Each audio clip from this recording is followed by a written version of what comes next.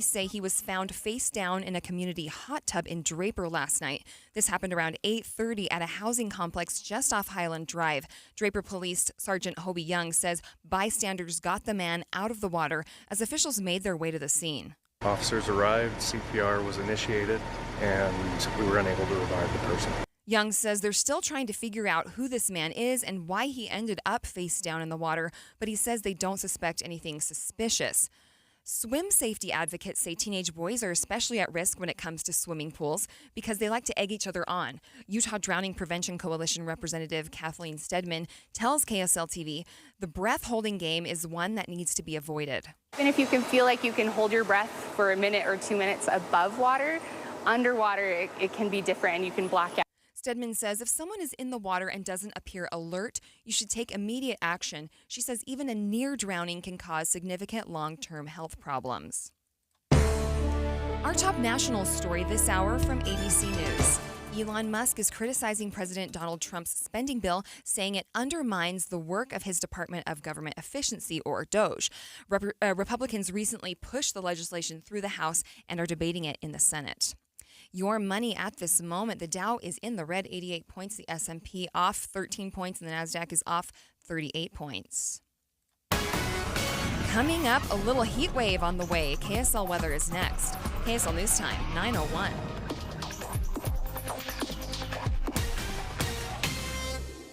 The sources where we get our news matters. When you listen to Utah's Morning News, we want you to feel the stories are important to you and trustworthy. This is Amanda Dixon. And I'm Andy Farnsworth. Join us weekday mornings on KSL News Radio. Americans love using their credit cards, the most secure and hassle-free way to pay. But D.C. politicians want to change that with the Durbin-Marshall credit card bill. This bill lets corporate megastores pick how your credit card is processed, allowing them to use untested payment networks that jeopardize your data security and rewards. Corporate megastores will make more money, and you pay the price. Tell Congress to guard your card, because Americans lose when politicians choose. Learn more at guardyourcard.com. Paid for by the Electronic Payments Coalition. I'm Ed Evans, CEO of Consumer Cellular. No, we're not one of the big guys. Truth is, we don't want to be. If you're over 50, Big Wireless probably has you paying for more data than you might need. You could be throwing away thousands over a lifetime. We're not here to be the biggest. We're here to bring you something we believe is better. Our plans start at just $20. You'll get the same fast nationwide coverage without the big wireless bill. Call 1-888-FREEDOM or visit consumercellular.com/facts. Plans include $5 credit for auto pay and e-billing. See site for additional facts. Still getting around to that fix on your car? You got this. On eBay, you'll find millions of parts guaranteed to fit. Doesn't matter if it's a major engine repair or your first time swapping your windshield wipers. eBay has that part you need, ready to click perfectly into place for changes big and small. Loud or quiet, find all the parts you need at prices you'll love. Guaranteed to fit every time. But you already know that. eBay. Things, people, love. Eligible items only. Exclusions apply. Join Mike Stevens of Capital Wealth Advisors for Retire Right Radio, Saturdays at 5 a.m. and 9 p.m. That's Retire Right Radio with Mike Stevens, Saturdays at 5 a.m. and 9 p.m. Traffic and weather together, brought to you by Mountain America's Homegrown Home Loans. Here's Heather Kelly. Our slowest traffic right now is northbound I-15 from Timpanogos Highway in Lehigh over the point of the mountain to Bangerter Highway, with more slowdowns off and on from Midvale to downtown Salt Lake. Southbounders will also see a few brake lights as you approach downtown from about 1100 north in North Salt Lake. And then Foothill Drive has extensive delays, and that is northbound right as you exit either I-80 or I-215 and try to head north on Foothill. That's due to lane restrictions. Fuel your summer adventures with Doug Smith Jeep, proudly serving American and Spanish Fork.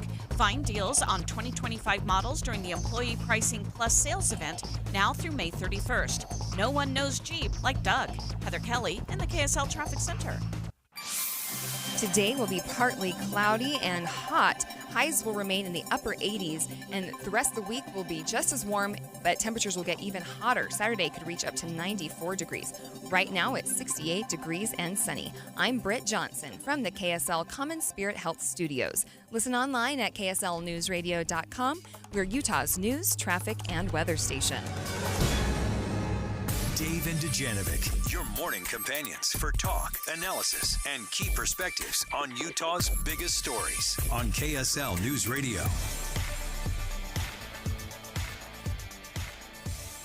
The Democratic National Party chair was in town in Utah.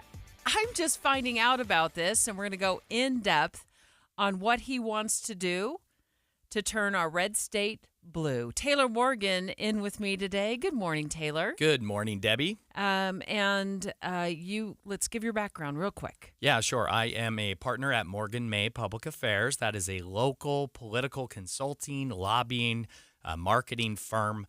I wear a hat currently as executive director of Count My Vote. That will come into play later in this show, so we'll put that out there. In just a few minutes. Yeah, definitely. But this conversation about Utah's Democratic Party is one that I think is super interesting right now, given what will happen this Saturday in Ogden, the election of the new chair of the state Democratic Party. Well, let's get into it. Dave and Dujanovic. Special coverage of the top local story. Well, the chairman of the National Democratic Party, the committee, was in town yesterday. Deseret News writing all about the visit from DNC Chair Ken Martin. Apparently trying to come up with some sort of strategy to reach voters in Utah, particularly focusing, it sounds like, according to what the Deseret News is reporting, on reaching religious voters and younger voters. They've got to come up with a strategy nationally, too, in my view. And this is what we talked about yesterday on the show when Leah Murray was sitting in that chair, Taylor, and that is that my feeling is the Democratic Party has had several months since losing the November election, losing the Oval Office, to kind of give us an idea of where their platform is going to go from here. Yeah. But I'm not quite sure that they've figured that out yet. No, not even close, Debbie. And as a Republican consultant, I don't want people to think that I just have a bias here, that I'm just dunking on Democrats in Utah. I have spent a good portion of my career as a consultant working for Democratic candidates. I've consulted Democratic congressional campaigns. I cut my teeth in Utah politics working on my mother's campaigns for the legislature. She was a Democrat. I care about good candidates in both parties. The issue, I believe, with Utah Democrats is their candidates are simply not competitive. What do you mean by that? They need to recruit better candidates to run for office. Candidates that will appeal to, well, that's part of it. Okay, yes. Let's just say what you mean. Yeah, I don't want to be too say. ageist. I don't want to. But that has been the call at the more national level as well. Yeah. And it's met with controversy. Yeah. Certainly, because I think there is something to be said for experience, whether it's in business or in politics. There's something to be said for experience. There's something to be said for name recognition. Sure. I think it's just not. I'm not a political analyst like you are. I haven't run political campaigns, but I know a little something about name recognition. Absolutely. And it is difficult to get name recognition when you don't have any. Yeah. It's much easier to be recognized on a ballot if you've already been in office for a while, or somebody, people know your name. So, Debbie, a good candidate can raise the money to buy name ID. Name ID to me is secondary. What is primary with a candidate is someone who connects with voters, someone who generates a feeling in voters, a response in voters to the extent that that voter wants to take action. And good candidates, competitive, charismatic candidates is what the Democratic Party has been missing for a long time. But if the Democratic Party wants to turn our Utah, which is a red state, blue, if that is the goal, you just check out the numbers. They've got this. It's a heavy lift. You check out the voter registration numbers. I just went to the Lieutenant Governor's website this morning, vote.utah.gov. There it is, right there. And the number of active Republican voters in the state of Utah sits right around, I'm going to round up, 934,000. Contrast that with the number of active Democratic voters, registered voters in the state, active, 242,000. Yeah. I have a hot take on this, Debbie, that is probably going to get me in trouble. Do you think I should just go for it? Okay. Democrats need to close their primary in Utah. Democrats in Utah have been holding an open primary for a very long time. That means no one has to register as a Democrat in order to participate in electing Democrats. So unaffiliated voters in the state, total unaffiliated voters, not just active, but total, is sitting close to 584,000. Yeah. So how does that loop into your take about the closed versus the open primary? So we have nearly twice as many unaffiliated voters as we have registered Democrats in Utah. I believe a big part of that is because Democrats don't require voters to affiliate as Democrats in order to participate in electing Democrats. Okay. Democratic candidates don't know who their voters are. It's a guessing game. There's a good portion of that large number of 500,000 unaffiliated voters in Utah who are Democrats or more progressive voters, but Democrats have no idea because they don't require affiliation. But it also doesn't take a rocket scientist to figure out, and I'm glad it doesn't because I'm not one, to figure out that Democrats have a difficult time winning elections. They do, yeah. So whether it's a closed primary or open primary, they're still having a difficult time getting people elected. Well, I think, look, we're talking about Utah turning blue, which I believe is actually not at all really possible, not just in the near term, but also in the long term. Utah's a red state for a lot of reasons. I won't get into that.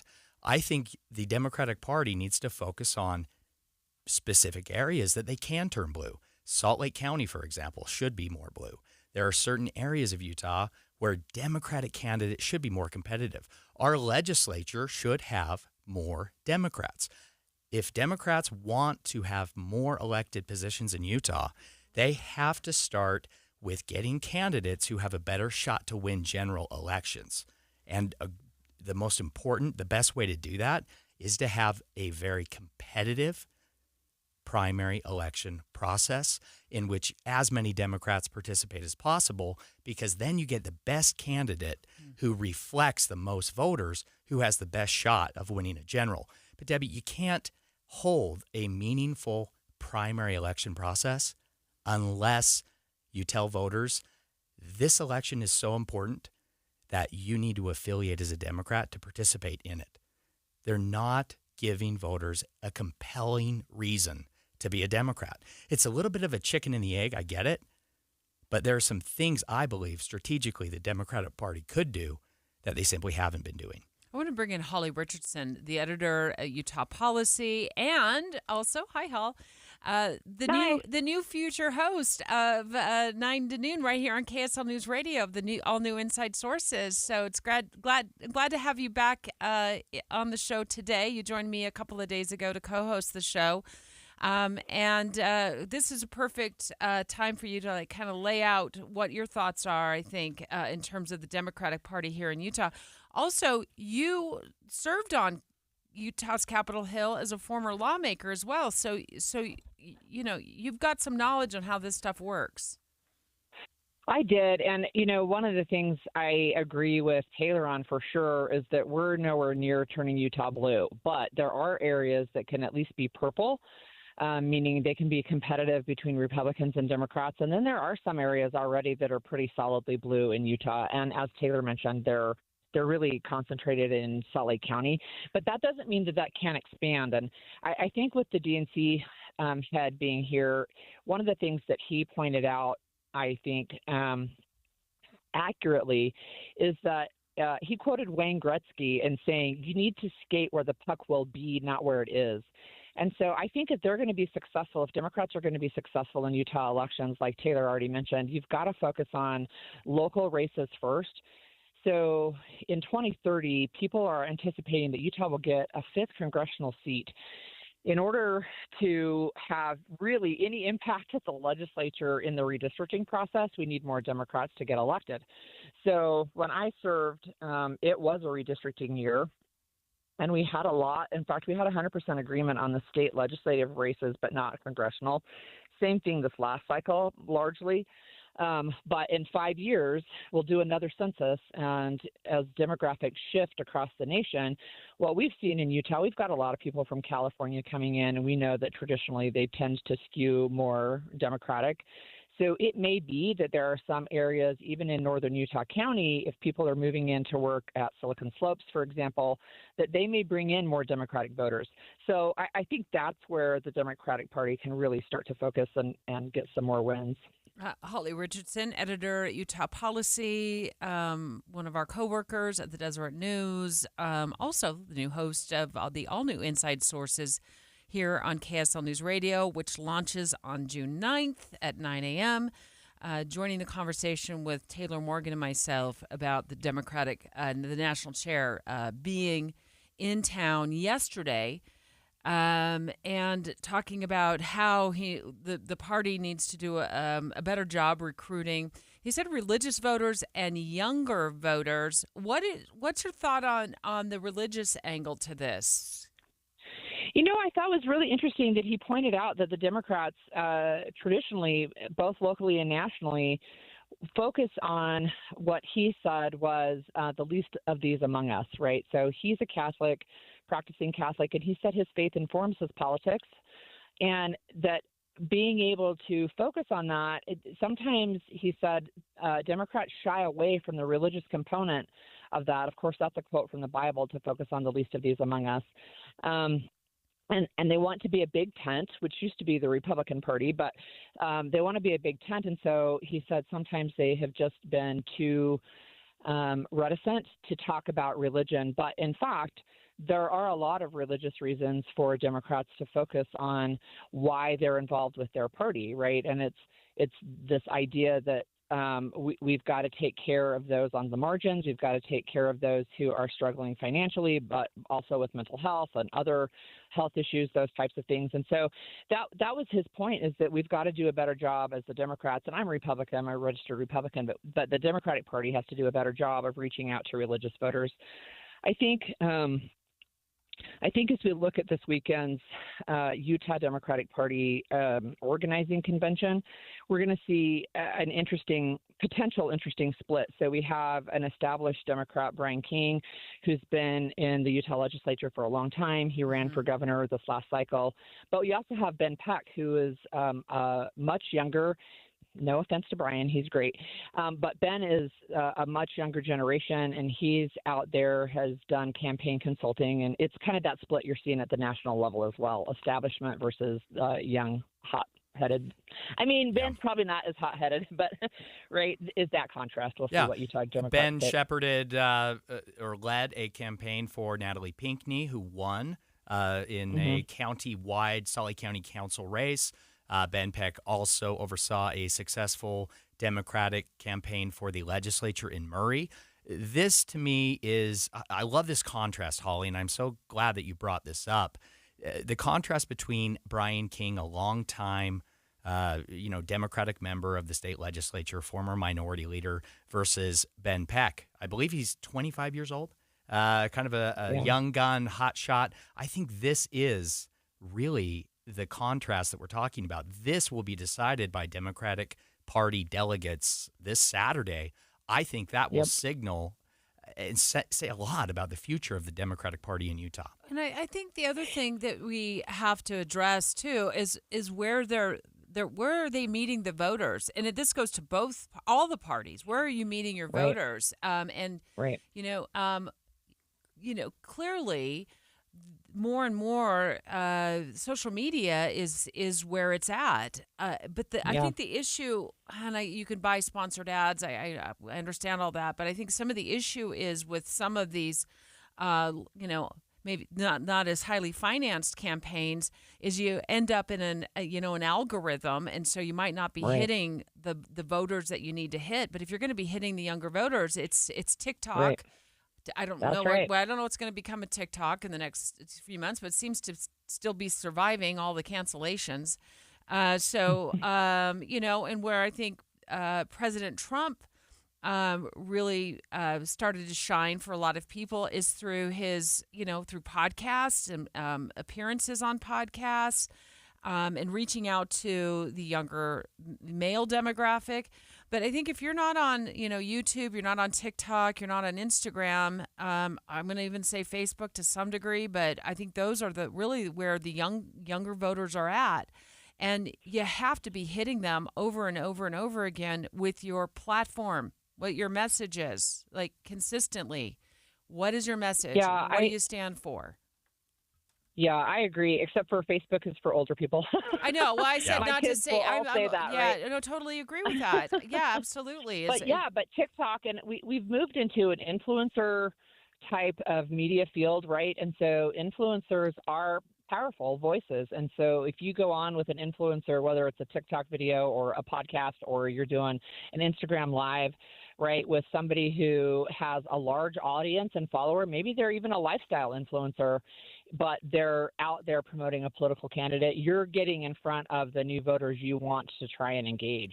It was really interesting to see such a shift in demographics that Republicans grabbed a fair chunk of young men. That typically has not been the case in the past, but Donald Trump was able to capitalize on that. Yeah. From my perspective, the social media, the marketing, TikTok, whatever it is, all of that to me is secondary. That is all icing on the cake. But the batter of a good candidate in the cake, the candidate has to be a strong, quality individual, a candidate to whom voters will respond. For example, Kamala Harris raised and spent more money than any presidential candidate in history, ever. She was all over all of these platforms, but she got trounced because she was a flawed candidate, in my opinion. Also, I want to, but also Joe Biden got in the race, and right. That's part of it. Right? That's part of her being a flawed candidate. And then, there's a whole backstory to that as well. Yeah. And I say, let's be fair. I mean, I think every candidate is a flawed candidate, and there are people who are very charismatic who I think are not quality candidates, but they're charismatic, right? And so I agree with what you're saying, only to a certain extent, because sometimes I think charisma can take you the rest of the way, right? And I think the narrative that ends up being wrapped around candidates, whether it's true or not, that can be a driver as well. Yeah. Yep. No, that's a good point. Holly, thank you so much. It's so fun to talk to you and have this conversation with you. I look forward to June 9th when I get to listen to you and Greg Skordas every single day right here, starting at 9 a.m. of Thanks, the Holly. all-new Inside Sources. Taylor, final thoughts on this? I have a lot of thoughts. Go for it. You've got a I just couple of wish minutes. that I could argue with you and Holly for like all morning. I think there's so much to talk about here. I really think Democrats have an opportunity here. Yeah.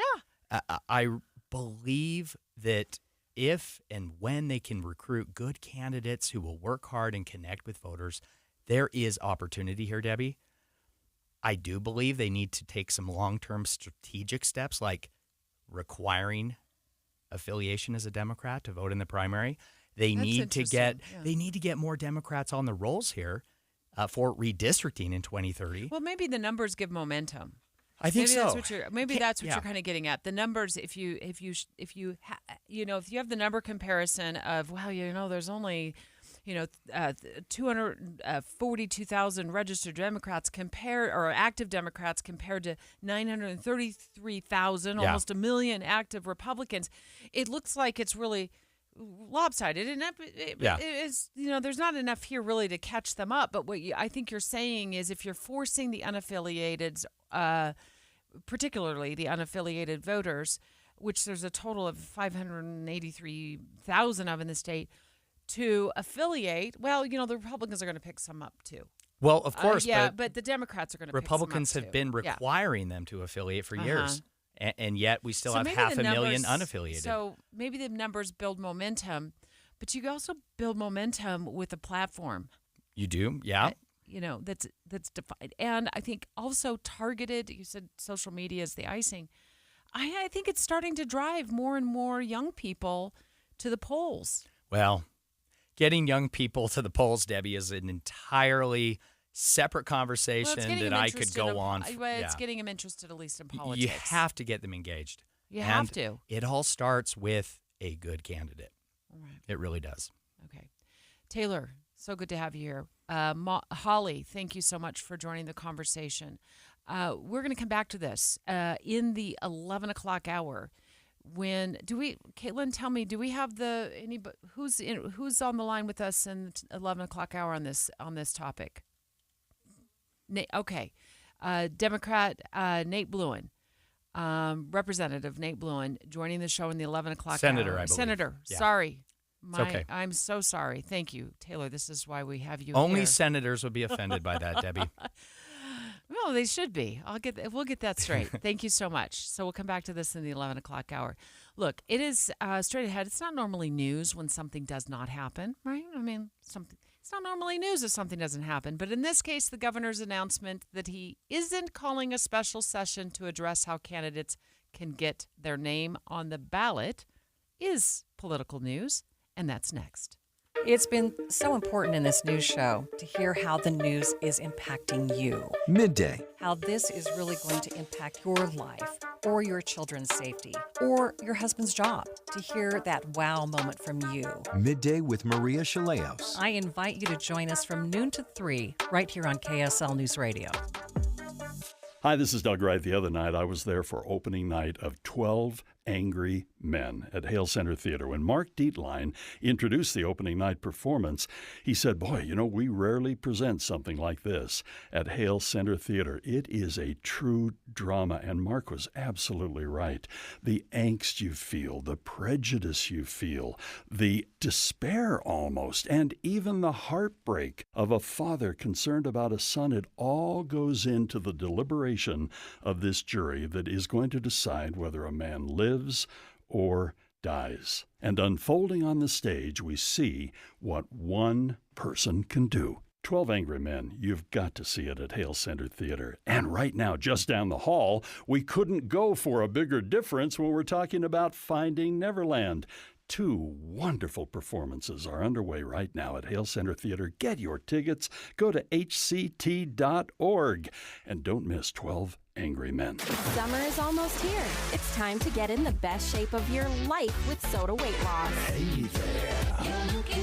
My name is Corey Sulian. My wife and I began our Soda weight loss journey on January 20th of this year. We have seen some amazing results. I have lost 59.4 pounds. My wife lost 30.3 pounds, and we feel great. It's time to spring into summer with Soda Weight Loss, because right now you'll get our biggest discount of the year. Every single day, Soda Weight Loss is helping people let go of the weight without drugs, without hunger, and the weight stays off. I love Soda Weight Loss. Thank you for helping to change our lives. I highly recommend it for anybody who wants to lose weight or get healthy. Get started now at sodaweightloss.com. That's SOTA weightloss.com. Soda is, say it with me, state of the art. The Management Minute is a service of the MBA program in the John M. Huntsman School of Business at Utah State University. I'm Professor Scott Hammond. Why do we fear change perhaps more than anything in our lives? Uncertainty and the unknown can trigger our frontal brains to fight or flight, and these days it's more fight than it is flight. But change is always part of the human condition, and even the best changes like a dream job or a marriage can bring new difficulties. One thing that's always true about change is that it looks different in retrospect. The worst thing that ever happened in my career turned out to be the best thing. When people ask me about how to live with organizational change, my advice almost always is lean in. Instead of resisting, try supporting and then redirecting.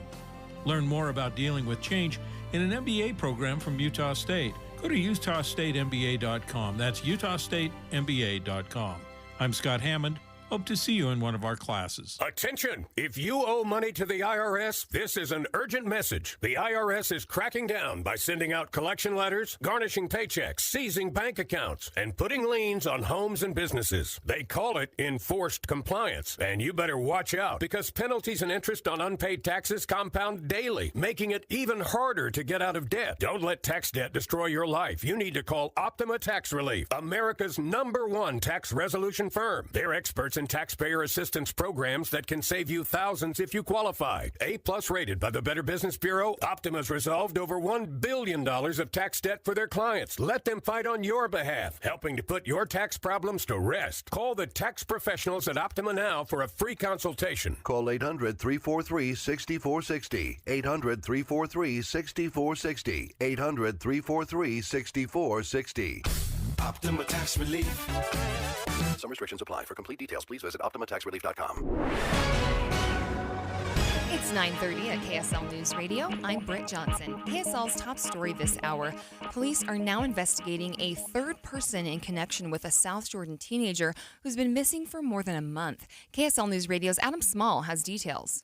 The Utah Attorney General's office has already charged a Texas man and a Florida man in connection with the disappearance of 15-year-old Elisa Petrov, and now police are looking into a 41-year-old man from Harriman who's accused of sending messages to Petrov on Discord before she went missing. That's according to a search warrant obtained by KSL, which claims those messages were, quote, sexual in nature. KSL is not identifying the man because police have not named him officially a suspect. Petrov was reported missing on April 21st.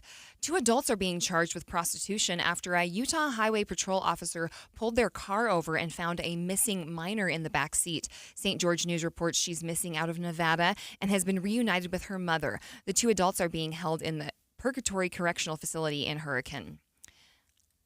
Our top national story this hour from ABC News. Tuesday's launch was meant as a test of the mega rocket Starship the company hopes to one day send to the moon and then Mars.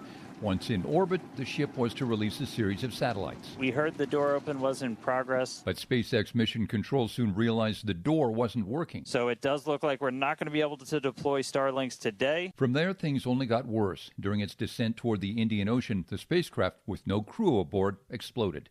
Jim Ryan, ABC News.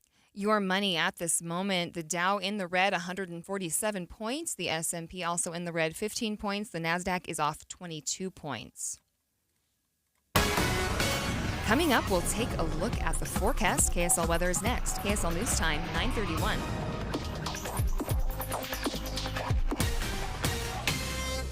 Mornings are for recharging. And they're for starting your day right. We volunteer to join you in the car. Get news and weather at 102.7 FM during the most important part of your day. Andy and Amanda, each morning between 5 and 9 on KSL News Radio. Imagine this. A cool mountain breeze, a sky full of stars, and music. From iconic headliners to classical favorites that will blow you away. All live with the Utah Symphony during our Deer Valley Music Festival.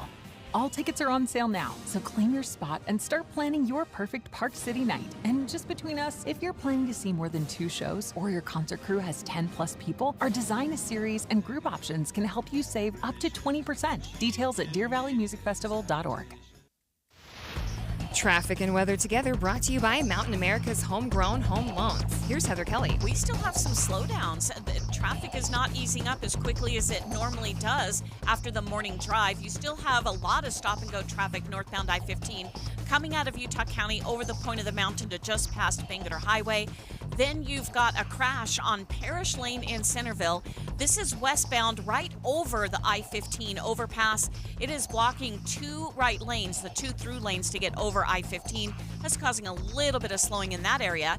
Then there's a stalled vehicle on the exit ramp from westbound 201 freeway at Bangor Highway. Crews are moving it off that exit ramp right now, but it's still blocking a center lane. Use Superior Water and Air for all your HVAC and water treatment needs. Call 974-9090 or visit SuperiorWaterandAir.com. Superior Water and Air, we got this. Heather Kelly in the KSL Traffic Center. A little bit of a heat wave on the way, a high of 87 today and climbing all the way to 94 degrees by Saturday. Luckily, we will get some relief. Monday, Tuesday, there could be some rain and some drop in temperatures. Right now, it's 68 degrees and sunny. I'm Britt Johnson from the KSL Common Spirit Health Studios. Listen online at KSLNewsRadio.com. We're Utah's news, traffic, and weather station. Dave and Dujanovic, your morning companions for talk, analysis, and key perspectives on Utah's biggest stories on KSL News Radio. Like I said just before the break, it's not normally news when something does not happen, but in this case, I felt like the governor's announcement that he is not calling a special session to address the signature path that allows candidates to get their name on the ballot, even if they don't make it out of convention. I think it is big political news. And Taylor Morgan in studio with me today, political insider, political analyst, also one of our hosts frequently of our afternoon show, Inside Sources. You also know a lot about signature gathering. I do, and I have a conflict here, a pretty strong bias, Debbie, that I should disclose for the listeners absolutely. as part Let's of this be conversation. transparent about that. We, be as transparent as possible. Yeah. I currently serve as executive director of Count My Vote. I've been in that role for over a decade now. Count My Vote is the organization that added the signature path to the primary election process through SB 54 is what we call it. We did that back in 2014. I still have a strong interest in preserving this dual path to the primary ballot is what we call it. So I have a very clear conflict here and a bias. I'll do my best to check the bias, Debbie, but I want our listeners to know about that conflict. So thank you for that. And back like 11 years, just briefly. Don't take us too far back to prehistoric times or anything like that. But just before this, 2014 and before this, the path to the ballot was through convention. Convention only. Yeah, back before 2014, before SB 54, before Count My Vote's first initiative, Utah was the only state in the country at the time where candidates for statewide and federal offices were not required to be elected in a primary election by their party. We, back then, nominated candidates exclusively through the caucus convention process. Primary elections were incredibly rare in Utah before 2014. Our voter participation back then had dropped to bottom 5 in the nation. And a big part of that was because so few voters participated in the process of choosing candidates for their party, very few voters felt like they had a say.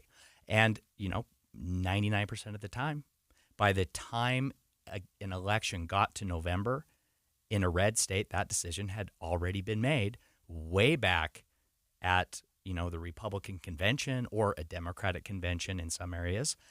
Voters were just essentially left out of the process.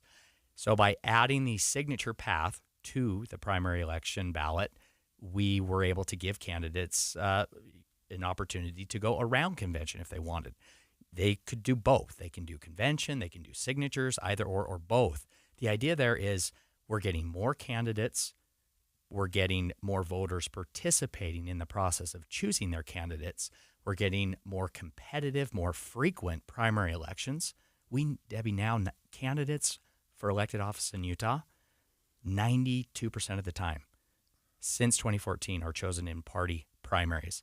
Since 2014, we've had the second highest rate of voter participation increase in the country. So SB 54, this dual path, the signature path combined with vote by mail, has had a huge impact on voter participation in Utah. But within the Republican Party, at least, this has been controversial. Sure. Not everybody likes it. Well, it's only controversial among a tiny handful of party delegates who are just upset they no longer control the process. Okay. So the governor decides or announces that he is. I'm reading the KSL.com article right now. It says Governor Spencer Cox said he does not plan to call a special session to overturn SB 54, which is the bill that we've been talking about. Yeah. The law now. So that was created. For the signature gathering path to the ballot. So, were you surprised by his announcement that he wasn't going to call a special session? No, not at all surprised. We never expected that was a possibility at all. But Senator Mike Lee, according to this article on KSL.com, said something like to the fact that he felt like SB 54 had hoped to see SB 54 rolled back. Yeah. Senator Lee has been calling for the repeal of SB 54 for the last 10 years. Okay. And he has been saying that and then gathering signatures himself for office. This is typically something Senator Lee does at convention every other year, throw a little red meat to the delegates. The delegates love him for it. But again, Senator Lee will always be calling for repeal of SB 54. But is there something to be said for, and we're going to continue this conversation with the Republican Party Chair Rob Axsom when he calls the show in the 11 o'clock hour, because I'm certain he's going to bring in a different perspective. Absolutely. To this. Yeah. But isn't there something to be said for eliminating this at all, this path to the ballot, or is it so popular, Taylor? Just if you take a step back from your role, if you and just maybe look at it through a different lens, is there something to be said for rolling this back, or at least taking another look at it, whether it's through a special session or through the general session of the legislature? Yeah, that's a great question. And so, setting aside my bias, there are some clear issues with the signature gathering process. The signature requirements, the thresholds are really high. Just a historical point there. Those are where they are. What do you mean by thresholds? So the requirements for a candidate, the signature requirements. For example, a statewide candidate, Derek Brown, Republican candidate for Attorney General, he had to gather 28,000 signatures of registered Republicans throughout the state of Utah. That's a really, really high number, Debbie. And because we have limitations in the signature process, for example, we only allow a voter to sign to nominate one candidate in any race, we have issues, right? It's expensive. Candidates have become dependent upon paid firms to get their signatures. That's not ideal. There are some issues with. I would think that there would be people who have heartburn with that. Absolutely, that candidates are having to come up with the funding to pay signature gathering firms to go out and collect these signatures. Yeah, so we would like to reduce the requirements to eliminate that kind of dependence. So for some, that does not feel really that grassroots. Right. Whereas caucus convention feels more grassroots. It feels more in theory. In theory, caucus convention sounds great. I've been heavily involved in that process throughout the years. I've been a precinct chair, vice chair. I've been a state delegate, a county delegate. I've been involved with the caucus convention path for decades.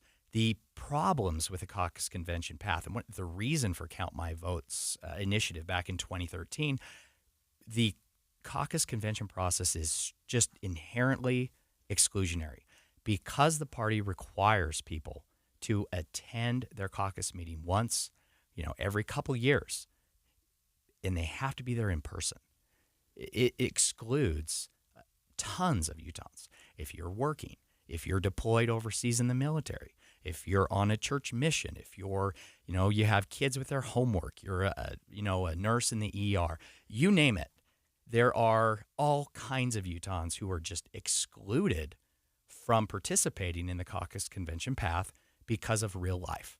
And the party has not done anything to make that process more accessible and more inclusive and thereby more representative of real voters. Well, and that's we can ask that of the chair of the party, Rob Axsom, when he calls the show in the 11 o'clock hour. I think he's scheduled to call in at 11:33 this morning. But thanks for breaking that down for us from your perspective. Yeah. We would like to improve the signature path.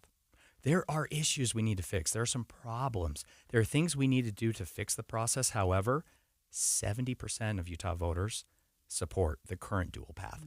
Only, for example, Republicans. So you're saying just a small portion. Yeah, only 17% of Utah Republicans would support doing the convention only. Voters want more options. They want more ways to participate in the process. They want more candidates seeking their vote. Utah has more open, more competitive primary elections today than we have had ever really before SB 54. Right. Well, we'll look at the other side of this issue. Yes, in the, for sure. In the 11 o'clock hour. So make sure you stay right there. Straight ahead, there was a near drowning of a 12-year-old boy who was celebrating the end of the school year. This is just so heartbreaking. And I think what it highlights is a really scary situation when it comes to kids, playing in pools, playing in hot tubs, playing around water. So we're gonna take a look at this story next, and particularly how it applies to young boys.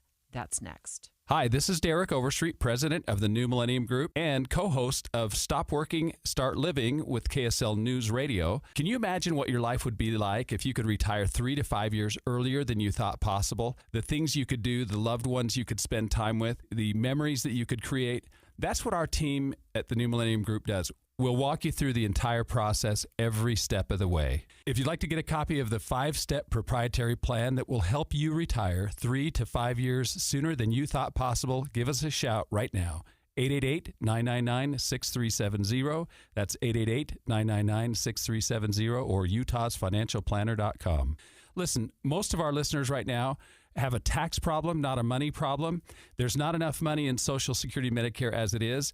Let us show you how you can significantly reduce your taxes. That's 888-999-6370, 888-999-6370, or utahsfinancialplanner.com. Welcome to AutoZone. What are you working on today? My car is making this noise. Sometimes it's like doot doot, and sometimes it's like grrr. Do you have a dash light on? Oh yeah. Then we don't have to listen for clues. With the free Fix Finder service, we can read a check engine, ABS, or maintenance light to find the likely fix and even recommend a local shop if you need one. So you don't need to hear the grrr. Not with Fix Finder. Everything you need, nothing you don't. Get in the zone, AutoZone. Restrictions apply.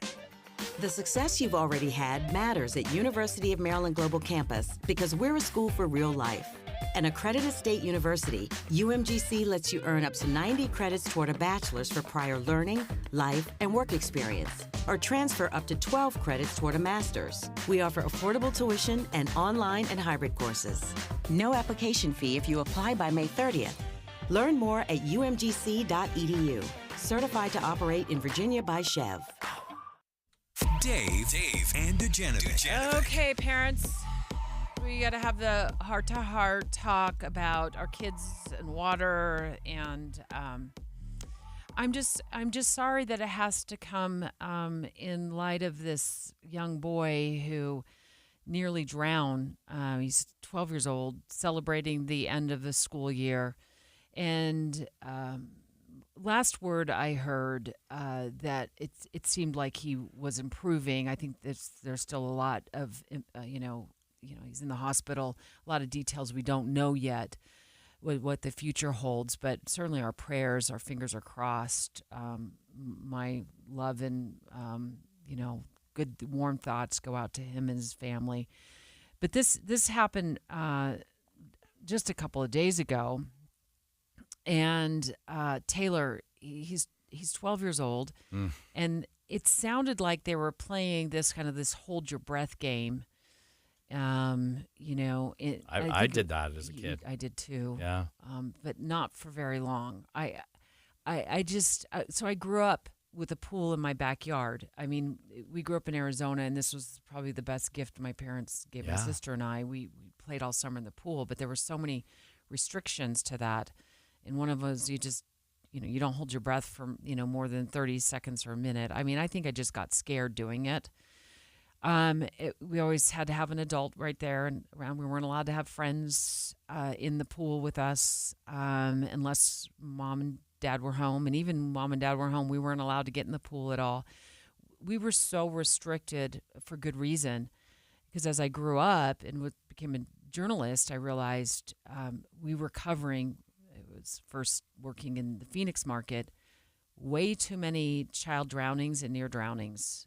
And it was just a matter of seconds, and a child would go under the water, and the next thing you knew, we were, hearing the police scanners and the fire department dispatched to backyards all over the Phoenix area. So, but I want to talk about this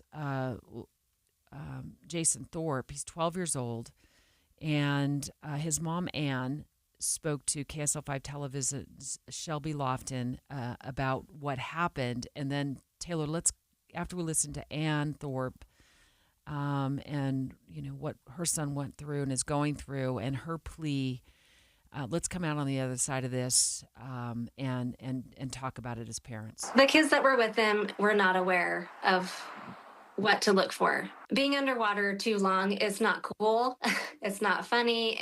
You don't need to prove anything. You're not a fish, like we're human and we're only designed to be underwater for so long. And then we need to come up for breath, and it wasn't safe. Yeah, so tragic, Debbie. I remember playing these games as a kid and, having contests with my friends who could hold their breath the longest and staying underwater.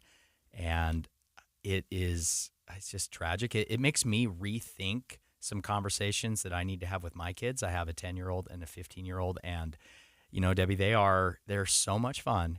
They are brothers, which means they're constantly trying to one-up each other, outdo each other, compete with each other. I could totally see my boys doing something like this. Well, sometimes I feel like you just need that one kid in the pool that says, hey, we can't be doing this. Yeah.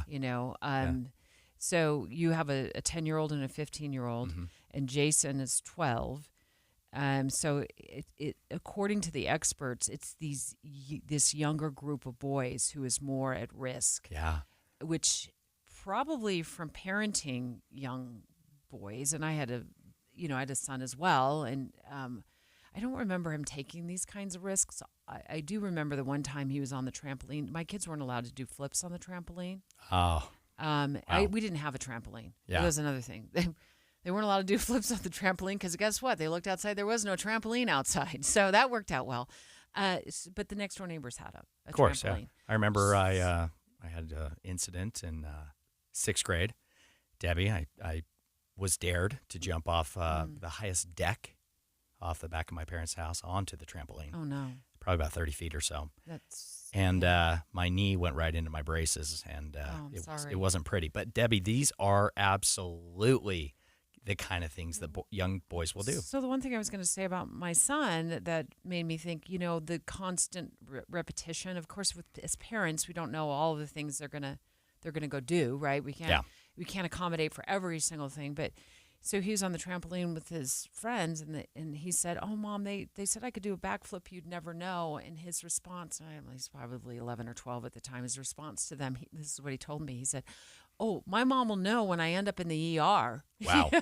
That is your son, Debbie. Yeah, I know. But I thought with Kathleen Stedman, who's with the Utah Drowning Prevention Coalition, told KSL5 television, it really stood out to me when she addressed the kids swimming and their overconfidence. They're brave in the water. They've learned how to swim. They've gone through swimming lessons. They've gone swimming with their families. They feel like they have some independence in the water. They can touch most places except for the deep, deep end or in the lake. And so they are feeling confident in the pool or the lake, by the rivers, wherever it might be. The danger, though, because of that confidence, is that it easily and quickly turns into overconfidence, which can lead to a very scary situation. Yeah, I can sense that with kids in the pool. My boys have both had swimming lessons. We have a boat. We spend a lot of time on water. They're both very competent, confident swimmers.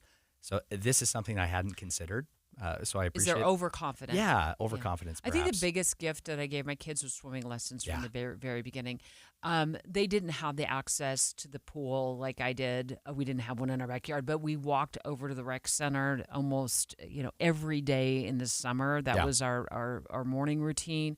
We took swim lessons together. I was in the pool with them from a very young age because I felt like that was the biggest gift I could give them, was to have confidence around water. What I didn't consider was their overconfidence. Yeah. I mean, we do need to let kids be kids, and kids are going to do dumb things, especially, I'm sorry, 10-year-old, 15-year-old boys, my sons. They're good kids. I do my best as a parent. I can do more. I will have a conversation with them about contests involving holding your breath. We just, as parents, need to talk to our kids about these things. Yes, but so my takeaway from Jason's story is the aspect of young boys being at higher risk. And here's more from Kathleen Stedman with the Utah Drowning Coalition. Just innately, boys tend to egg each other on a little bit more, try to be a little bit more macho, try to be a little bit braver, and so they'll tend to try the riskier activities, try to be a little bit more risky in the things that they're doing or what they're encouraging their friends to participate and do. Whereas So how does girls tend to kind of steer on that safer side? Girls on the safer side, boys will take more risks. How does that conversation go with your kids? Because they're getting ready for summer break here, and they're going to be at the pool with friends. They're going to be in their friend's, backyard. It might have a hot tub. It might even have one of those above-ground play pools that seems super innocent, but they really can be a problem for drownings just as much as an in-ground pool. Yeah, and how's that conversation go, Taylor? Well, that is a conversation. It's a conversation I need to keep having, Debbie. We were just at Lake Powell over the holiday weekend, and I'll tell you what, my boys, again, great kids, really good boys, they are just competing and pushing and challenging, one-upping. This is going on in force in my home, and especially among my 10-year-old, my third grader. He and his friends. This is, I think, a intense factor in that group. So certainly a conversation that I am looking forward to having later today. Oh, yeah. Yeah. We'll keep having it all summer long. Straight ahead, a full special hour of housing in Utah from the drop of home prices in Logan. Hey, we're going to start U-hauling our stuff to Logan because there's been a significant drop in home prices there, to the rising cost of homeowners insurance. I feel that one. To this, are condos going to replace the traditional single-family starter home across the state? That's all straight ahead in a special hour in the 10 o'clock hour of the show. It's time for the KSL Give-a-thon. We need your help raising money for sick Utah kids receiving treatment at Primary Children's Hospital. Go to kslkids.com and donate today. Be a smile maker. An automatic gift each month helps save the lives of children all year long. Sponsored by J&J Garden Center in Layton. A big thanks to other generous sponsors, including the Utah Hyundai dealers, for their amazing support of the kids at Primary Children's. The KSL Give-a-thon. We can't do it without you. Please give today at kslkids.com. I've been telling you about Mountain Home Services for quite a while now, and now's the perfect time to give them a phone call. They can look at your air conditioning. Maybe there's been a glitch in it this week as you try to flip on your air conditioning when the temperatures warm up. No worries. Mountain Home Services is your go-to. Or they can look at your plumbing, even the electrical issues that you've been dealing with in your house. Get all this checked off your list so you can have a worry-free summer. It all comes with that upfront pricing guarantee, which means the price they quote you before they start the job is the price you pay when the job is done. No hidden fees, 100% satisfaction guarantee. So here's what I'm going to ask you to do. Give them a call and ask about the special offer for KSL listeners. That's right. Make sure you ask about the special offer for KSL listeners. MountainHomeservices.com, MountainHomeservices.com, or here's their phone number, 801-543-2222. One more time, 801-543-2222. If your water heater's over 10 to 15 years old, congratulations. You've beat the average. What's up, everybody? I'm Mike Wilson with Any Hour Services, and I love hearing stories of people having water heaters that are really old and they're still doing their job. Unfortunately, most of us won't be that lucky. And when water heaters fail, it's usually in spectacularly inconvenient fashion. Whether it's an unexpected cold shower when we're already running late for work, or worse yet, coming home to a flooded basement, it's never fun. If you'd like to look into replacing your water heater before it fails, Any Hour Services is having a sale for any homeowners listening. Whether you're looking for a new tanked water heater or you want to see what upgrading to a tankless would cost, the plumbers at Any Hour Services can show you what options are available. And right now, you can save $400 on a tanked water heater or $1,200 on a tankless. If you think you might be interested, call Any Hour Services today and schedule your free estimate. 801-443-7400. You can Google Any Hour Services. You can even schedule online at anyhourservices.com. No one helps more homeowners than Any Hour Services. 1 in 6 Utah kids face hunger. And the summer months make things even more challenging because families can no longer rely on school meals to help them get by. These days, the situation is more dramatic than ever. That's why Utah Food Bank is again holding its annual Summer Business Food and Fund Drive, encouraging organizations of all sizes to gather food for donations for families. Beginning in early June and running through the end of August, the Summer Business Food and Fund Drive is your chance to make a difference for families seeking emergency food requests to help stretch their budgets. Rally your coworkers, friends, or a community group of any size to make a collection. Every dollar earned turns into more than $7 in the form of goods and services to help those in need. What are you waiting for? Organize your Summer Business Food and Fund Drive today. To find out more or to get ideas for your own DIY fundraiser, visit utahfoodbank.org.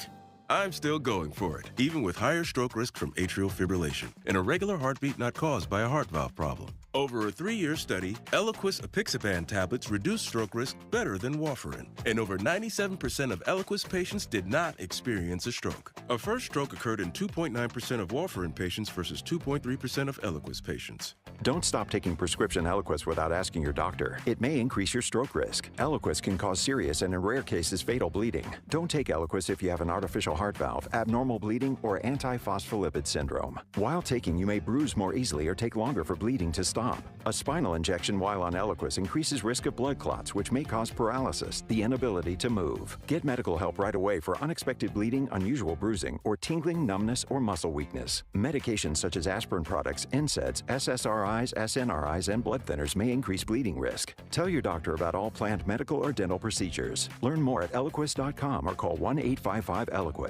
KSL FM Midvale. KSL Salt Lake City. From the KSL Common Spirit Health Studios, this is KSL News Radio. Utah's news, traffic, and weather station. It's 10 o'clock at KSL News Radio. I'm Britt Johnson. KSL's top story this hour. Senator John Curtis is hoping to make some changes to President Trump's spending bill concerning clean energy. The Utah senator wants to make sure not all of the clean energy tax credits are repealed under the new spending plan.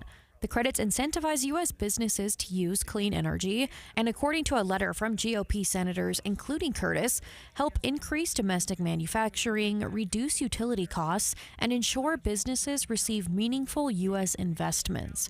Curtis tells the Deseret News when the Senate is looking at the bill, he'll make sure our energy future gets taken into account. Alexandria Bonilla, KSL News Radio. Our top national story this hour from ABC News. A top Trump advisor is speaking out against the president's spending bill. ABC's Jay O'Brien has more on comments from Elon Musk. For days, Musk has hinted at his discontent with the GOP bill, but his latest comments underscoring division within the Republican Party over their own signature legislation. The massive budget bill includes billions to renew construction of the border wall, along with billions more for defense spending and an extension of Trump's 2017 tax cuts, which government estimates find will increase the deficit by more than $4 trillion over 10 years. The bill currently sits in the Senate after passing the House. The Sevier County Sheriff's Office is investigating after a shoe with a human bone inside washed up on the Fish Lake shoreline. Officials think it might belong to a fisherman who went missing at the lake back in 1997. Your money at this moment, things are in the red. The Dow off 127 points, the S&P down 15 points, the NASDAQ down 29 points. Coming up, it's going to be warming up. KSL weather is next. KSL News Time, 10:02.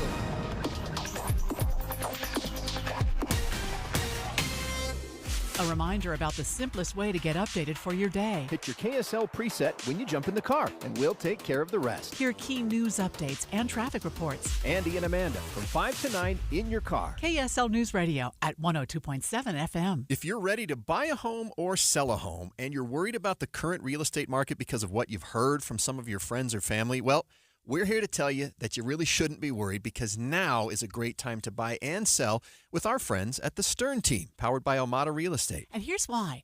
Buyers have more options due to increased inventory, which gives them the power to negotiate for repairs, interest rate buy-downs, and closing cost assistance. While at the same time, sellers are still getting top dollar for their homes, with home values that are higher today than ever before. So whether you're looking to buy or sell, the current real estate market presents a win-win opportunity for both buyers and sellers. But you still do want to make sure that you're working with a team of real estate experts you can trust that can get you some great results. And that's our friends at the Stern team, powered by Almada Real Estate. They have helped thousands of Salt Lake City homeowners, and they're ready to help you. To get started, just go to thesternteam.com. That's thesternteam.com, or Google The Stern Team. The success you've already had matters at University of Maryland Global Campus, because we're a school for real life. An accredited state university, UMGC lets you earn up to 90 credits toward a bachelor's for prior learning, life, and work experience, or transfer up to 12 credits toward a master's. We offer affordable tuition and online and hybrid courses. No application fee if you apply by May 30th. Learn more at umgc.edu. Certified to operate in Virginia by Chev. I'm Ed Evans, CEO of Consumer Cellular. No, we're not one of the big guys. Truth is, we don't want to be. If you're over 50, Big Wireless probably has you paying for more data than you might need. You could be throwing away thousands over a lifetime.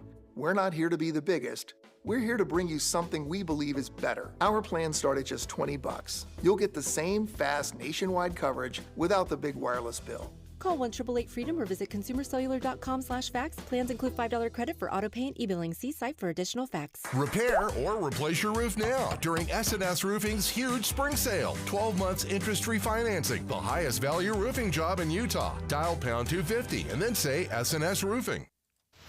Traffic and weather together brought to you by Mountain America's homegrown home loans. Here's Heather Kelly. Things are looking really good now finally across the Wasatch Front. Most of our delays are gone on the I-15 corridor. If you're northbound I-15 in the Salt Lake Valley, you may still see a few brake lights in the Murray area between 5300 and 4500 south, but generally traffic is returning to normal freeway speeds. You still have congestion from time to time in the road construction zones on Bangerter Highway, especially in the Riverton area, but things look good coming out of Tooele County and on I-80 through Parley's Canyon. No matter the weather, your feet can feel fantastic. Find the Good Feet location nearest you at goodfeet.com. Heather Kelly in the KSL Traffic Center. We could possibly break some records coming up. It's extra warm for May, a high of 87 today, and we get our first 90 degrees day of the year on Thursday, and it stays in the 90s through Sunday. Right now, it's 72 degrees and sunny. I'm Britt Johnson from the KSL Common Spirit Health Studios. Listen online at kslnewsradio.com. We're Utah's news, traffic, and weather station. Dave and Dujanovic, your morning companions for talk, analysis, and key perspectives on Utah's biggest stories on KSL News Radio. All right, buckle up, because we're going in for a full special hour of housing in Utah. From the drop of home prices in Logan, which we're going to dip into that story in about 45 minutes, to the rising cost of homeowners insurance, which is going to hit our radar in about 30 minutes. And if you are a homeowner and you've noticed your homeowner's insurance has gone up and up and up and up and up, we're going to have an expert on the line to explain what's going on with that. And then we're going to start right here. Priced Out Housing. Special coverage with Dave and Dujanovic. Our condos, which is short for condominium, are they going to replace the traditional single-family starter home in Utah? This discussion brought to us by our friends at the Deseret News. Thanks to the reporting of Lisa Riley Roche with the Deseret News. That's the question they ask in the headline. Starter homes. Here's Utah's new plan to get more affordable starter condos. Starter condos. Here's Utah's new plan to get more affordable housing built in Utah, and that is by pivoting to condominiums, Taylor. Yeah. Can you define a condominium for me? What exactly is a condo? There's a lot of terms, townhouse, duplex, condominium. We all know what a condominium apartment is. So is a condo an apartment that you own? So let's just start here. Yeah. Do you feel like a starter home, traditionally a single-family home? What is a single-family home, Debbie? It's a standalone home on a quarter-acre lot, in my view, or a tenth of an acre lot, or whatever. Standalone home that doesn't have shared walls with the next-door neighbors. Okay. Doesn't have an HOA that's $250 or $300 a month. Maybe it has a little HOA. Yeah. But let me ask you this question. Yes. In your view, is a starter home a condo? Well, traditionally, I would say no. When I think of a starter home, Debbie, I'm envisioning exactly what you described, a home, a standalone home that is not a townhouse, does not have shared walls, has, even if it's tiny, has a yard, is separated from the neighbors. In my mind, traditionally, that's what I envision as a starter home. Now, the governor came up with a plan. I was super excited about this plan. By 2028 to build 35,000 more starter homes, new starter homes in the state of Utah. 35,000 more. So we were 3 years out, right? 3.5 years out from just the end of 2028. And so as part of this plan, lawmakers set aside $300 million of public money, taxpayer money, to make it available for low interest loans to kind of excite or encourage developers to build more affordable first-time homes, or for first-time buyers. However, Lisa's reporting that just as a few months ago, less than $11 million has been pulled out of that fund or transferred from that fund for a home project up north, up in Weber County. So we have $300 million set aside for low-interest loans for developers to use to build more starter homes. But as of recently, like less than $11 million has been pulled. There is a lot happening here. This is very complicated. I think some of the very basic factors involved, the cost of housing in Utah, as we know, is beyond expensive. Home prices are really high. If I'm a developer and I can sell these homes for far above and beyond the price that would be required for that home to be "quote unquote" affordable to qualify for these low interest loans, I'm not incentivized as a developer to do that. I want to make as much money as I can on my development, and I would rather sell those homes for market rate, which is going to be probably a lot more. So you're than not this surprised affordable. Developers didn't run to the fund, take out a low interest loan, and start building single family homes? I'm not surprised because I think the program can be improved. I think it needs to be more flexible with what we're calling single family homes. For example, we're going to get to the conversation about condos, townhouses. Also, there are a lot of our municipalities, our cities here in Utah, especially some in Salt Lake County and Utah County, that have really restricted the development of new affordable housing areas. A lot of this is not in my backyard. Citizens don't want this kind of housing. And so we've had some issues. We've had issues with red tape at the city level. And then we've, of course, had issues and continue to have issues simply with the market, the price of housing. So this is where the door opens up now for condos, because in the last legislative session, the Deseret News reporting that the legislature quietly made a change to the program that now allows, beyond the traditional single-family house to be built, for condominiums to be built under the program. Yeah. So that's where I ask the question, are condos a starter home in your mind? I think they are now. They have to be. Okay. Yeah. Hold that thought. Let's ask our listeners to call in 801-575-TALK. Are condominiums, in your view, a starter home? Do you think of that as a starter home? It's not the traditional single-family home with a little bit of a yard, maybe even a little bit of a bigger yard. No, condominiums, you share space. Maybe you share even a parking lot. You might even share a pool. You might share a yard if there is a play area, and a lot of them do have the play areas for the kids. You share walls, usually, unless you get the end unit, but then you're going to share one wall, or you're going to have somebody living underneath you or above you. Is that now, in your view, a starter home? 801-575-TALK, 801-575-TALK. I want to take your live calls because I'm always curious what our listeners think about this. My first home was a condominium. So looking back, would I say it was my starter home? Yeah, I would say it was my starter home. Yeah. But here's the deal. I was a single woman, traveled a lot. My HOA fees back in the 90s were $50 a month. Nowadays, condominium HOA fees can be hundreds of dollars, whereas single-family homes don't traditionally have as high of an HOA fee as a condominium. But there are some other things, too, that I think could be potential downsides to living in a condo, even as a starter home. But Caitlin Johnston, our pretend home buyer today, good morning, also our producer of the show. So you've been in the market as a first-time home buyer ever since I've known you. I mean, I keep my eyes peeled, but I haven't been totally aggressive until the timing feels right. What are your yes. What are your thoughts on a condominium as your starter home? I think it sounds like a great starter home for me as a single human. Did you ever at any point think, oh, you know what? when homes were more affordable, I would like to get into a single family home with a little bit of a yard and not any shared walls. Yes, because I think when you're, thinking of buying, it seems like a commitment. It is a commitment. And so you kind of think about how your life's going to pan out over the next, 3 to 5 years, at least when you're buying something. So I would prefer to probably have a yard and have extra space depending on the size. But I've kind of accepted, and I always had it in the back of my mind, that I think a condo is probably where I'm going to end up, depending on what's available. Yeah.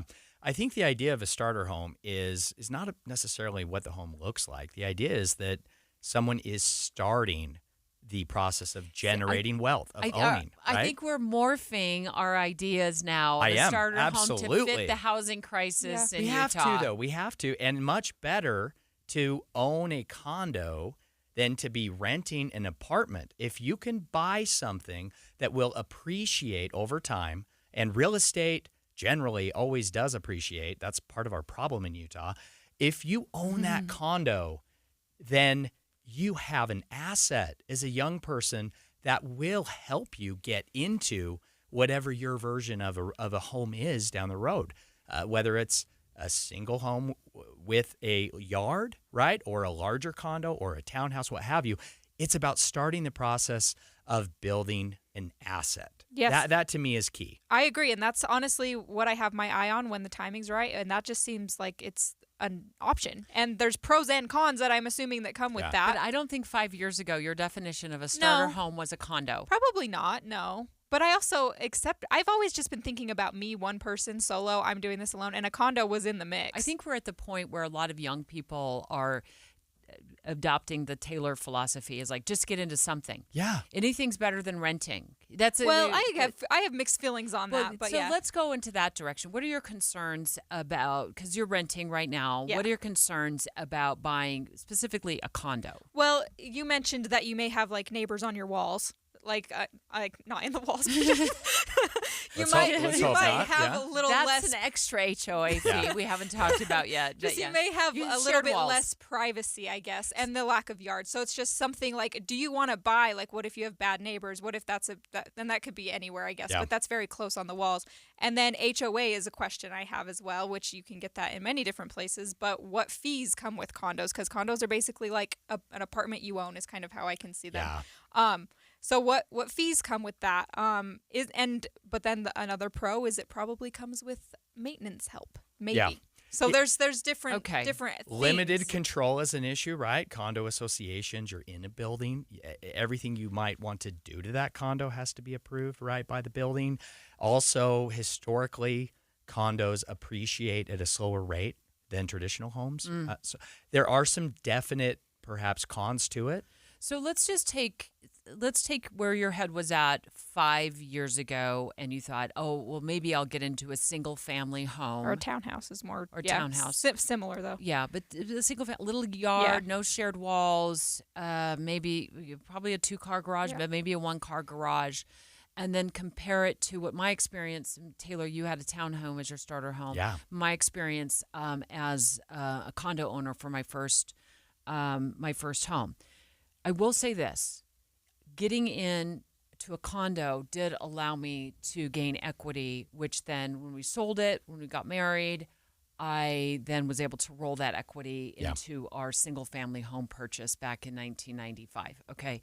So there's no argument for me there. What'd you pay for that home in 95, Debbie? Like $157,900, oh $157,700. I always say this. I'm going to pull the paperwork on it. Yeah, pull the paperwork. And then I look at the closet that I have to pull the paperwork from. I'm like, I'm not going in that closet. So I still have the paperwork. I promise before I retire in a few days from KSL, I will pull the paperwork. I want to see the paperwork, Debbie. Yeah, and bring it in. My condo was really, really a bargain too, which is what we're not seeing those same prices. We're not seeing $70,000. So it's a significant investment, right? I mean, it was then too for me, but it's much more now for first-time home buyers who are like Caitlin in their 20s and early 30s. So the downside, no yard. Okay, we talked about that. and that might be an upside for Could me be. as a single woman who was traveling a lot when I was working at Channel 4 News. That was an upside. I didn't have to worry about You have a mowing the yard. lawn. You have to take care of it. You might have to have But you sprinklers. You have to pay a higher water bill. Debbie might make you xeriscape it or shame you for not doing But it. you also don't own land. Yeah.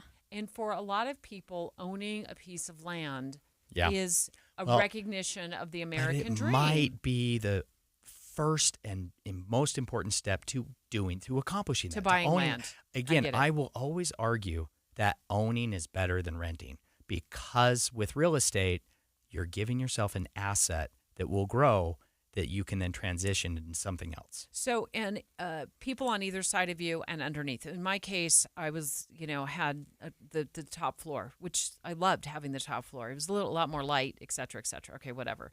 But the shared walls wasn't a problem on the one side, but the person living below me liked me a little too much. Uh-oh. Okay, yeah. Knock. You can have weird neighbors no matter where you go. Right? This is true. Yeah. So don't let that dissuade Well, you. something But just with, I was like- living. He knew when I was home because I was walking around pitter patter. Yeah. Right. It's good. It had good insulation, but I don't know how good because it seemed like every time I walked in the door, knock. Yeah. At my front door. I would just say with having close neighbors on your walls or near your walls, that's just something I'm very used to because I'm used to living in apartments in town, a townhouse that's joint. It's the one thing that I would love to have in my life is to be able to play music and not worry about if my neighbors can hear it. Like, you know what I mean? And that's not a priority, but it's something that I've always been mindful of. You don't have that luxury, if you will, when you're living in close quarters. But by the way, this is, Caitlin Johnston, you know her voice. She's a producer here on our show. Taylor Morgan in Today co-hosting with me, talking about this article in the Deseret News, asking the question, are starter homes now, like, single-family homes, kind of making way for the starter condominium? And talking about the pros and cons of condo owning as the state looks for more affordable ways to get people into their first home, and condos might be the wave of the future. I think you got to be cautious of HOA fees. Yeah. Because, I've never, should I say never? I'll say usually, when you get a notice about an HOA fee adjustment, it ain't going down. Yeah. It's usually, my experience has been, it goes up. Yeah. And those are, you got to go to the board meetings to have a voice in the board meeting, and you got to kind of keep your finger on the pulse of how many pools they're putting in and how many roofs that need to be replaced, and so it is like the HOA pool of money is a shared resource. So it could be that your neighbor's having all kinds of problems with their play, and they're gonna have to look at spending money on that and fixing up the outside, but it doesn't. Also, Caitlin, HOA fees won't cover usually what's going on the inside. Yeah. So with an apartment, if you have a problem with the water heater, it's my problem. With an apartment, it's the landlord's problem. Well, apartment, yeah. Sorry, I'm thinking condo but still. With a condo, sorry to tell you, you can't dial up. I don't think you can dial up. No, most I wouldn't cases, think so. The HOA Yeah. for that. No. But with an apartment, if you're renting, you can. You deal with the landlord on that. Yeah. One of the things that keeps coming to my mind is what is the potential cost savings of renting versus owning a condo, right? How does rent compare with a mortgage payment, right, at current interest rates? That's something I would like to know more about, maybe dig into. Maybe one of our listeners could help with that. Caitlin, have you explored this at all? How much more? Let's just take a real quick call from Todd, one of our listeners in Spanish Fork. You're a building inspector. What are your thoughts on condos as a starter home, Todd? I unfortunately think that's the way to go where I'm at. A starter home being built so close together, it's going for $620,000 as a starter with a very little yard. And you're, 10 feet away from your neighbor's house. So you might as well go into it. You might have more space in so Todd, just hold that thought for me. What you're saying is the single family homes are so close together nowadays in many cases that it might be worth it to get a condo? Yeah, there's also contractors that I know where for maybe a quarter acre of land, they're paying $400,000 just for the land, just for the dirt. And then you're putting on a house, and then you've got costs from the subcontractors wanting more money, and what can they get out of it? Some of these homes, I mean, they're going up in 4 or 5 months from start to finish. Well, hopefully they're all passing inspection, Todd, right? That's what your job comes in. That is my job. I work for a third party, so I go around. I've worked in probably 10 different cities over the last couple of years, and so I've been able to see a wide array of homes that have gone in. And sometimes it takes a little longer to do an inspection than others, and sometimes they fail it, and we come back and say, hey, please fix these things. Gotta fix it. Yeah. Thanks, Todd. Yeah, Appreciate you listening. Thanks for your insight. Yeah, good thoughts by Todd. I think the takeaway for me is how expensive these new developments are, how unaffordable a lot of our housing in Utah, even, some of these new quote unquote starter homes. Yeah. I think we have to be flexible with our definition of a starter home, and I'm happy the legislature includes condos in this now. Well, yeah. I mean, hopefully it inspires developers to take advantage of that money and use it to build more starter homes. I think our definition of starter homes is changing, and I think it's the reason it's changed is related to the housing crisis. And really quickly, I know we're about to wrap, Debbie, but this issue is number one at the top of the list for Utah to solve. We are the youngest state in the country. We have the fastest growing state and economy, our population. The single most important issue, the thing that could be the impediment to our future economic success here, is the ability to house Utahns. And it's us. It's our kids. Oh, I've got good news for you. We're far from wrapping. We're going a full hour, a special hour on housing. I have a lot of thoughts. Straight ahead. Oh, yeah, we're going to go up to Logan in just a few minutes, where they've noticed a dip in housing prices, and we're going to get full analysis on what's going on there. But straight ahead, home insurance rates in Utah have seen the third biggest increase in the nation. What gives? We'll talk to an expert about that straight ahead. I want the news stories to really capture the environment that the story took place in. Midday, all new from noon to 3. I really want to take you to that spot where the community is really making an improvement in their neighborhood through a cleanup project, where the Cross Guard is helping those children cross the street. Midday. Those are the stories that really have an impact on you. Midday with Maria Chaleos. Listen between noon and 3 on KSL News Radio. Hi, this is Doug Wright. I can't tell you how much I've been looking forward to Finding Neverland at Hale Center Theater. We were there, Dee and I, on opening night, and it is absolutely amazing.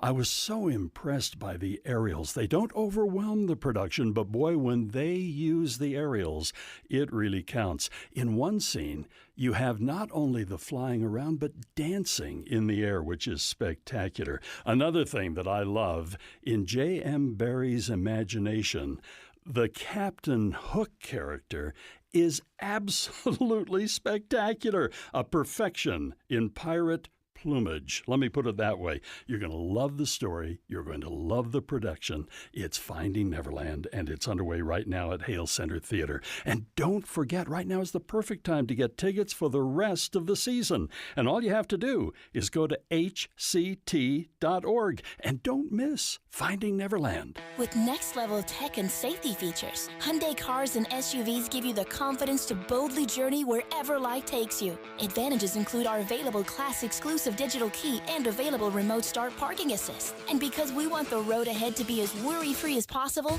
every Hyundai also comes complete with America's Best Warranty, a 10-year or 100,000-mile limited powertrain warranty. It's time you took a test drive of your favorite Hyundai today, only at your Utah Hyundai dealers. Do you know how to tell if a clogged drain is something to worry about or not? What's up, everybody? I'm Mike Wilson with Any Hour Services, and I understand it's annoying and inconvenient, but sometimes a clogged drain can be a sign there's a more serious issue with your sewer main line. If the drains in the lowest level of your home aren't draining, or you flush a toilet and it comes up somewhere else like a shower or a floor drain, I'm urging you to look at this as more than just an annoyance. The last thing I want you to experience is a sewer backup. If you're a homeowner experiencing any of these issues, the first step would be to snake the line to see if it's just a blockage, which one of our drain techs can do for only $29. Yep, you heard that right. Any Hour Services will snake any drain line with normal access for only $29. Sinks, showers, tubs, toilets, floor drains, laundry drains, even that sewer main line that connects to the city. We'll snake any line for just $29. For help with your drain issues, call Any Hour Services at 801-443-7700. You can Google Any Hour Services. You can even schedule online at anyhourservices.com. No one helps more homeowners than Any Hour Services. I'm Dave Cawley, investigative journalist and host of the podcast Cold. Don't miss Cold's new Season 3, where I look into the unsolved disappearance of Cherie Warren, a woman last seen leaving her job at a Salt Lake City office in 1985. Police cast suspicion on Cherie's estranged husband and boyfriend, but never made any arrests or recovered Cherie's remains. Find Cold Season 3, The Search for Cherie, anywhere you get your podcasts. It's 10:30 at KSL News Radio. I'm Britt Johnson. KSL's top story this hour. Another suspect has been identified in the case of a missing teenager out of South Jordan. Police obtained a search warrant to go through a Harriman man's electronic devices, including his text and call history, photos, and more. The warrant says the man had been talking to 15-year-old Elisa Petrov in the days before she disappeared. A detective with South Jordan Police says they found sexual messages between the two on the girl's iPad. Petrov has been missing since April 21st. Vail Resort's former CEO is making his way back to the mountain. Rob Katz is taking over after leaving the position back in 2021. He replaces Kirsten Lynch, who was under fire earlier this year for her handling of the ski patrol workers' strike. Our top national story this hour from ABC News. Our State Department has instructed U.S. embassies and consulates around the world to stop setting up new appointments with foreign students seeking visas. Secretary of State Marco Rubio calls it a temporary pause. This would be a significant expansion of how the administration is vetting these applicants. As of now, those who have scheduled interviews can still proceed, but if the administration does go through with this as planned, this could severely slow down how visa applicants are processed. It could also hurt universities that really rely on international students for their funding. ABC's Rachel Scott reporting from the White House. Your money at this moment, things are still in the red. The Dow off 109 points and the S&P down 10 points. The NASDAQ off 13 points. Coming up, we could be breaking records this weekend. KSL weather is next. KSL News Time, 10:31. The sources where we get our news matters. When you listen to Utah's Morning News, we want you to feel the stories are important to you and trustworthy. This is Amanda Dixon. And I'm Andy Farnsworth. Join us weekday mornings on KSL News Radio. Hey everyone, it's Tammy with Hamlet Homes. And if you've been watching Rock the Block this season, you already know these homes are next level amazing. Well, get ready because you don't have to just watch anymore. You can step inside all 4 of these incredible homes at our block party weekend.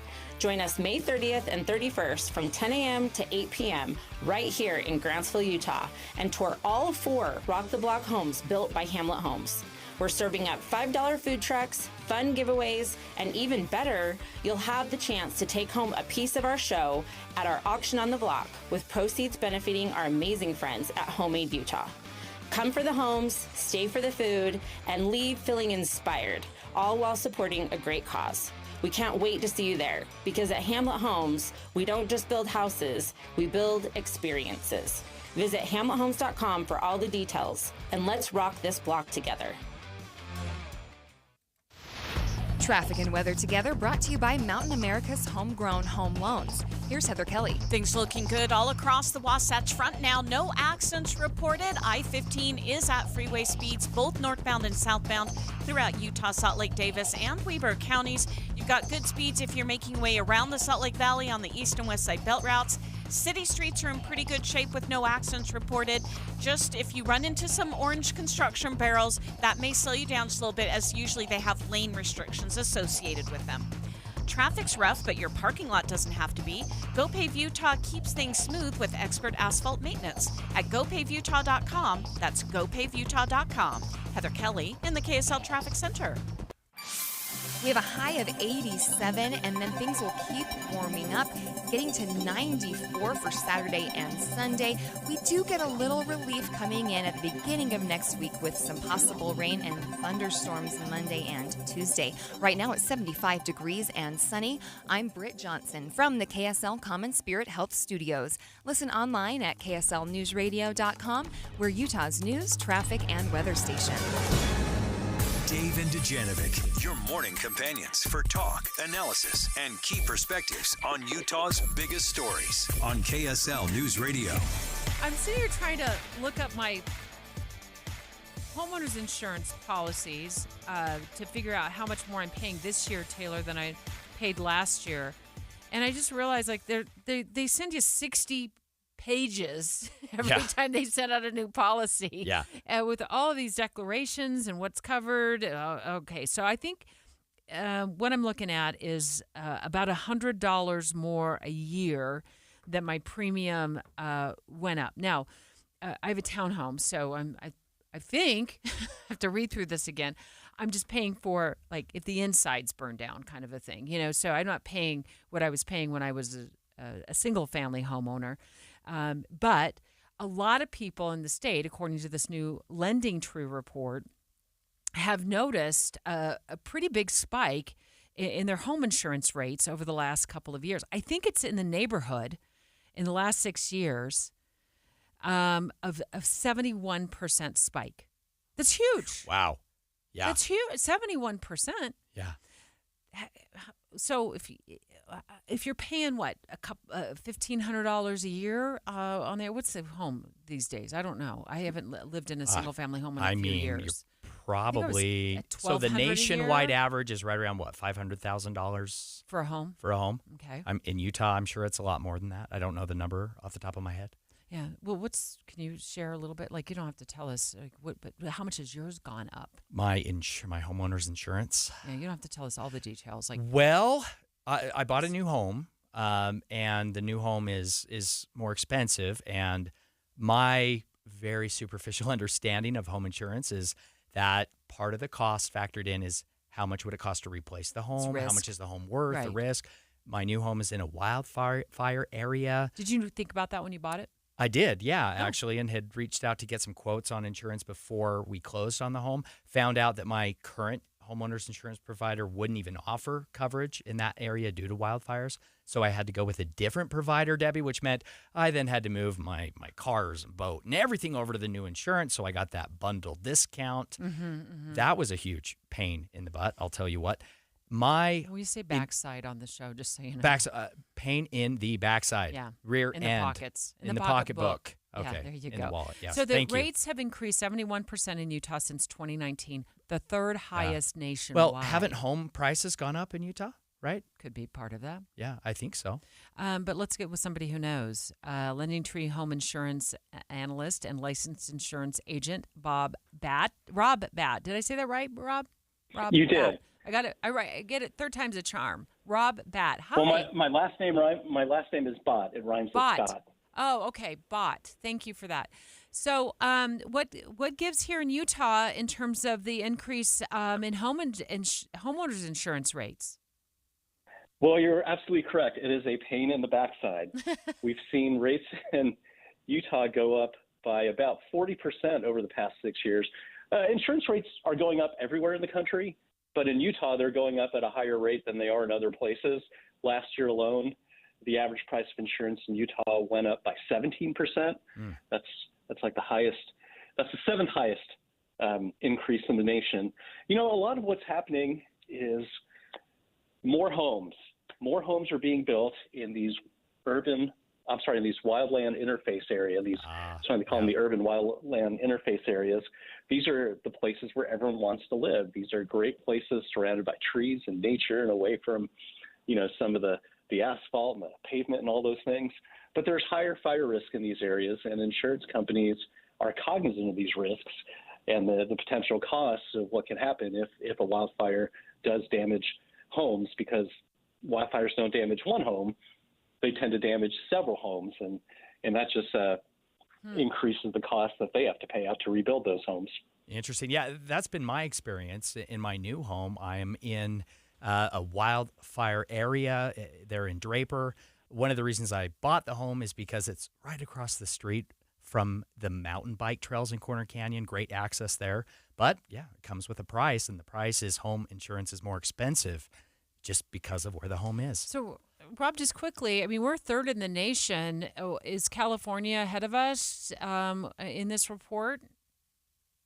Not in terms of increase, just in terms of increase in the last year. California, it's interesting how insurance works. And, California has the publicized wildfires, which are, incredibly destructive. But then California also has lots of homes that aren't in wildland areas that are just in the flats. And that kind of helps, they have lower risks in those areas for these massive disasters. And so it kind of balances out for them a little bit. We're speaking live right now to Rob Bott. Did I say that right? Correct. All right. With the Lending Tree, he's a home insurance analyst and also a licensed insurance agent about the rising price of premiums for homeowners insurance. If you got another shock like I did this year, then you understand what I'm saying. Mine only went up 20%, but apparently that's above what a lot of Utahns are experiencing, which is a 17% increase for insurance rates since in the last year or so. So mine's a little bit above what many Utahns are experiencing. But do you have any is there a secret sauce to getting our rates lowered? Like, how do we go to battle with our home insurance agents when it comes to lowering the price of our premiums, Rob? That's a really good question. There are a few things you could do. Shopping around is good. Every insurance company will tell you they have the cheapest rate, but you won't really know until you get quotes from different companies and see how much they're actually willing to charge you or what they could offer you. Choosing a higher deductible is a good way to bring your costs down.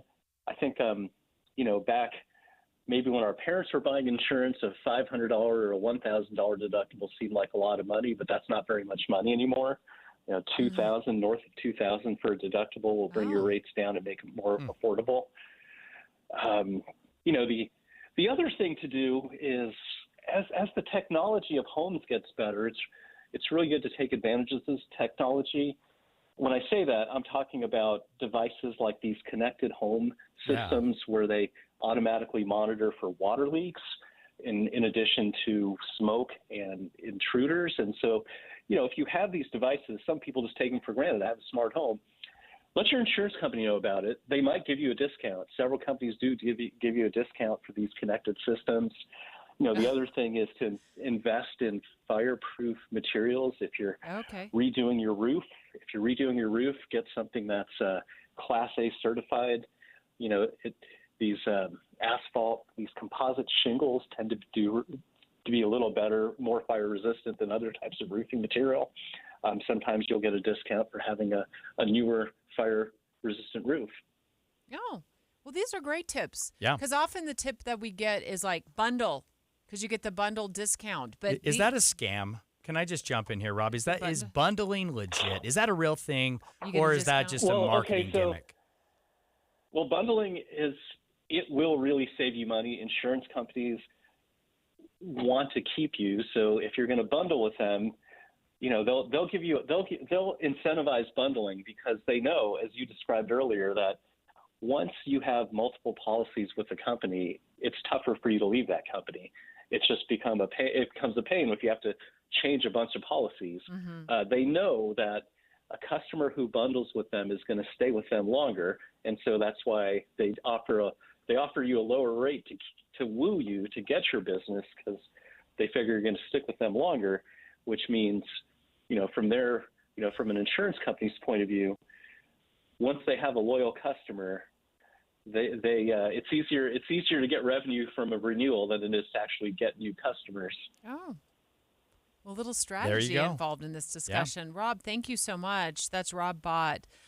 He's talking to us about Lending Tree's survey regarding homeowners insurance and the premiums going up in the state of Utah significantly over the last 5 or 6 years. You've probably noticed a huge jump, as have I. And I guess I should have asked Rob, like, where on this 60-page document are you still looking at your homeowner's insurance policy said, right now, Debbie? Up the deductible. Yeah. I realized, I'm like, I don't remember what my deductible is. So I am now. Yeah.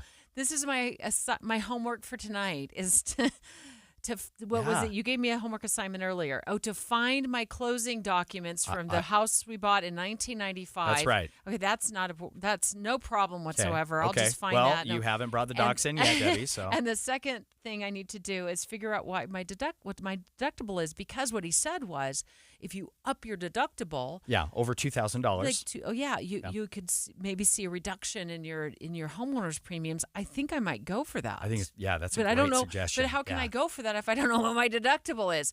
I don't know. That just policy call is your agent, 60 pages Debbie, just long. make a phone call. Okay, straight ahead, pack your bags. Look out, Logan. We're all moving north. We're really not. But I am curious to find out why Logan is experiencing a drop in home prices.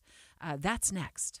It's Jeff Jr. from Trajan Wealth, and I've got something important to talk to you about, your 401k. If you have changed jobs, there are 2 very important considerations. You don't want to leave your 401k behind, and you don't want to roll it over into your new company plan without consulting Trajan Wealth first. 401ks will often have limited investments or age-based options. Since companies have to make choices to suit all employees, they may not be suited to you, which could cost you fees and money. When you roll over your 401k into an IRA, you not only keep your money growing tax deferred, but you also gain access to a world of investment options specifically designed for you.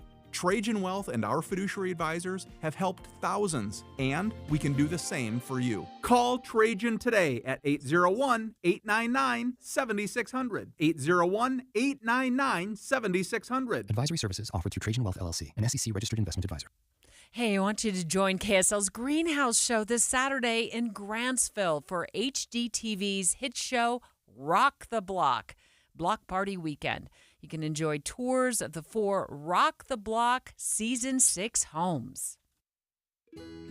You've built the dream, the home, the lifestyle, the legacy. Now it's time your windows and doors reflect that same $1 million standard. Whether you're designing a stunning custom home or upgrading the one you've loved for years, Peach Doors and Windows is here to bring that vision to life with precision, style, and craftsmanship. The Peach specialty? High-end custom windows and doors that don't just fit your space, they elevate it. From sleek modern lines to timeless elegant finishes, they offer the kinds of craftsmanship that truly complements a $1 million space. And with Peach, the process is easy. No pressure, no gimmicks, just knowledgeable experts helping you find solutions to turn your someday project into right now. Visit their spacious showroom, get inspired, and create something beautiful together. Peach Doors and Windows for the $1 million home you live in and the $1 million feeling you deserve. Visit peachdoorsandwindows.com or call 801-566-1255 today. That's Peach Windows and Doors. Give them a call, 801-566-1255.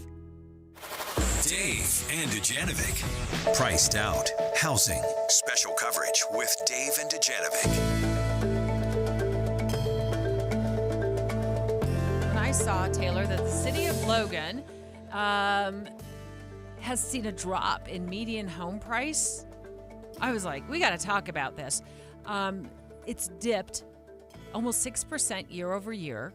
The median home price in Logan now is about $411,000, which still pains me to say that. Still a little pricey based on what I'd expect. But, no offense to Logan. I love Logan. It's beautiful, especially right now. Yeah. Oh, I fell in love with Logan in the early 90s when I moved here. And I think it was the Bluebird Cafe that one of my photographers, we were up in the area shooting a story up there. And he's like, you got to check out the Bluebird Cafe. And I'm like, oh, I want to live at the Bluebird Cafe.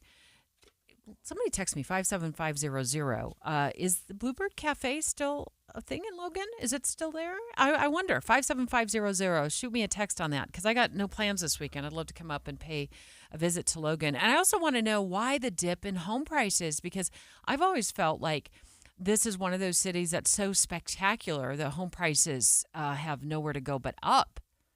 But apparently, once again, wrong. Russell Fawcett, owner of the Stern team of Amato Real Estate. Hi, Russell.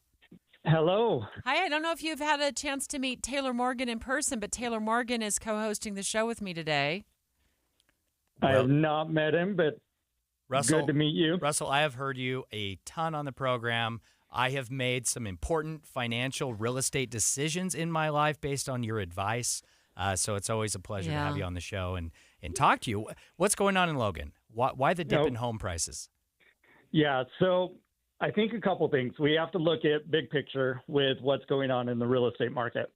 And the number one thing I would say is this is a direct reflection of the interest rate. So every time that you have about a 1% change in the interest rate, it changes someone's buying power by about 10%. Okay. And so we are higher today than we were a year ago. A year ago, we were in the low sixes. We're now in the low sevens. So I would say that's one of the factors. The other thing is we're actually, kind of statewide starting to see the price correction. Looking at Logan, so I pulled these before the call today. We went from 2020 to 2022. We saw a 74.41% increase in housing prices. Okay, say that again, Russell. Yeah, so first quarter of 2020, the average sales price in Logan for a single-family home was $254,000. We peaked out in second quarter of 2022 at $443,000 for a single-family home. So, 74% in just over a 2-year period. So it's kind of to be expected that at some point, we're not going to have that low inventory, and we're just seeing a little, I would call this more of a correction than any housing prices are falling or, something's happening in Logan. I would say it's a housing correction on top of interest rates and affordability because we're not seeing the wage growth, statewide that we saw, with inflation. How much does the cute town factor into to people wanting to live in Logan, or people, from your experience, are they more concerned about how much maybe snow they get? And I know they get some pretty dicey inversions up there in the Cache Valley. What's your take on that? Yeah, I think it's more so, again, kind of going back to COVID, we actually saw a lot of people that had the ability to work from home. And so they were going to some of the more rural communities where they could get that outdoor lifestyle, not have the hustle and bustle of the city. As more companies bring those jobs back into you have to work, I believe that we're not going to see the growth in some of the outside communities, St. George, Logan, that we were seeing over the last couple of years where people had the option to work from wherever they wanted in the country. Yeah. Looking at some statistics, Debbie, according to the U.S. Bureau of Labor, the job market in Logan is hot, and it is growing over the next decade. The job growth for Logan, for Cache Valley, is projected at over 36%. It is a thriving, growing, booming job market in Logan. And Russell, I'm looking online at some of these homes that are for sale. Some of them will need some work, but a lot of them are super cute and under $400,000. So they're even below that. Obviously median home sales is median home sales. But I'm looking at a house right now. It's 1,700 square feet, 4-bedroom, 2-bath, $395,000. And it's cute as can be with the yard and. So it looks like this, and the selection up there is. What's your experience with that? It looks like it's pretty good from my computer. Yeah, and so I've actually been working with a buyer up in Cache Valley, and we have found that they have options, they have choices. There's, if you want a home that maybe needs a little bit more work, there's definitely what I would call deals available there are plenty of move-in ready homes that are affordable, especially when I'm comparing homes in Salt Lake County with Cache Valley. Like there's definitely opportunity in Cache Valley for sure. Yeah. How many of the homes, though, in Salt Lake would you say are super cute? What is the Debbie cute factor of those homes? Are there more super cute homes in Cache Valley than Salt Lake County per se? I love the like the Sugar House home look with the brick in some of the Avenues homes. I've never lived in those communities. I just drive by like drooling over some of these homes. But there's a really cute one up there in Logan, 4-bedroom, 2-bath, 1,900 square feet, $415,000, Russell. So, and it doesn't look like it needs a lot of work. So so thanks for jumping on the line about, why we're seeing this. What you said, you ultimately landed on this. So do you think this is a price adjustment going on in Logan, Russell? I do. And I also think it's kind of something we'll see kind of more statewide. We're seeing it in Logan, but we're starting to see it statewide that we are having a little bit of that price correction. Yeah. Happening too in St. George, right, Debbie? We're seeing this Thanks, statewide. Russell. Yeah, thank you, Russell. Russell Fawcett, owner of the Stern team of Omada Real Estate, with his analysis on what's going on in Logan after we caught the story that home prices in Logan have dropped year over year, 6%. They're now down in the $410,000 range. But I saw lots of cute homes. Super cute. Super cute for under $400,000. And so what's the status of the Bluebird Cafe? I'm getting lots of text messages here saying things like Bluebird's been closed for remodeling for a while now. The Bluebird Candy Shop is still open, and maybe that they're going to open up under new management. All right. Well, whatever it is, the Debbie's Bluebird not Cafe, moving to Logan without the Bluebird. Oh no, I'll still. If the Bluebird Candy Shop is open, I'm there. Keep a light on in my soul. Keep Bluebird in my heart. Wow. Do you need new windows? Look, all glass pretty much looks the same to the naked eye, but if your windows aren't triple-coated, argon-filled and sealed double-pane glass, the cold is seeping in. You need to call Advanced Window Products. They use the highest quality glass and premium vinyl to create state-of-the-art windows and frames, and for 38 years, they build those frames right here in Utah. Custom crafted for Utah's climate. The best windows you can buy at prices 30 and 40% less than what the big companies charge because they cut out the middleman. They're the factory. They even give you a lifetime warranty, and right now as we head into spring, save an extra $2,500 off 10 windows or more. Custom windows that'll give your house a fresh new look and save you money on your heating and air conditioning. Advanced Windows offers 60-month 0% financing, even buy now, pay later, and an extra $2,500 off. Call for a quote, 801-850-9100. That's 801-850-9100, or go to advancedwindows.com. Ready to order? Yes. We're earning unlimited 3% cash back on dining and entertainment with the Capital One Saver Card, so let's just get one of everything. Everything? Fire everything. The Capital One Saver Card is at table 27, and they're earning unlimited 3% cash back. Yes, Chef! This is so nice. Had a feeling you'd want 3% cash back on dessert. Ooh, tiramisu. Earn unlimited 3% cash back on dining and entertainment with the Capital One Saver Card. Capital One, what's in your wallet? Terms apply. See CapitalOne.com for details. Progressive knows when you own a boat or RV, it's like you're automatically on vacation, even if you're actually a marriage counselor in the middle of couples therapy. But in your mind, you're camping in Acadia, puttering around Frenchman Bay. Your boat and RV are both protected. You're lobster drenched in butter and... Uh-oh. Did your clients just notice you weren't listening? Quick, do the thing where you just repeat back exactly what they said, but as a question. They bought it. Now back to Maine, earning an automatic discount bundling your boat or RV with your home or auto. Progressive Casualty Insurance Company affiliates and other insurers. Not available in all states or situations. It's been a long winter. Mud, salt, snow, and all that indoor living. Your carpets have taken a beating. And spring is a perfect time to freshen up your home from the ground up. At True Rinse Carpet Cleaning, we've been helping Utah families for over 20 years with expert carpet, tile, and upholstery cleaning. Our natural cleaning solution is safe for kids and pets, tough on dirt, and it works. Best part, our quick dry times mean you can get back to living fast. So before you tackle the yard or fire up the grill, start your spring cleaning with clean carpets that look, feel, and smell amazing. Call True Rents today or book online and get a spring into savings offer. Get 3 areas clean for just $119. Perfect for those rooms your family uses the most. Find out more at TrueRents.com. Experience the difference of a deep, effective, natural clean. True Rents. It's not just clean, it's truly clean. Visit us at TrueRents.com. That's TrueRents.com.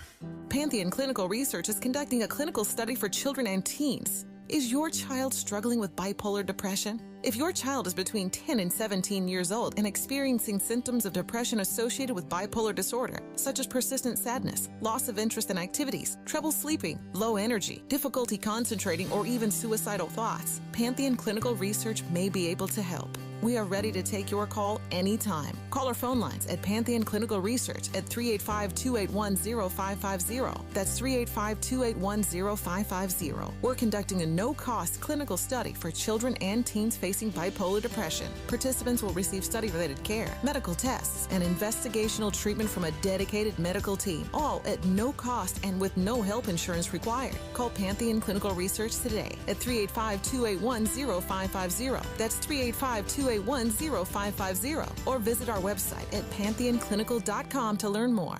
Hope starts here.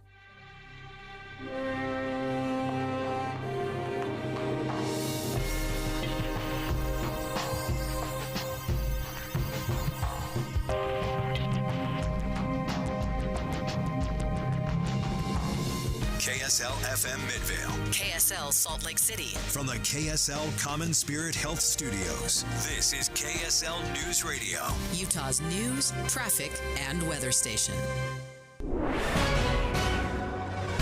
11 o'clock at KSL News Radio. I'm Jessica Lowell. KSL's top story this hour. Man is dead after police say he was found face down in a community hot tub in Draper last night.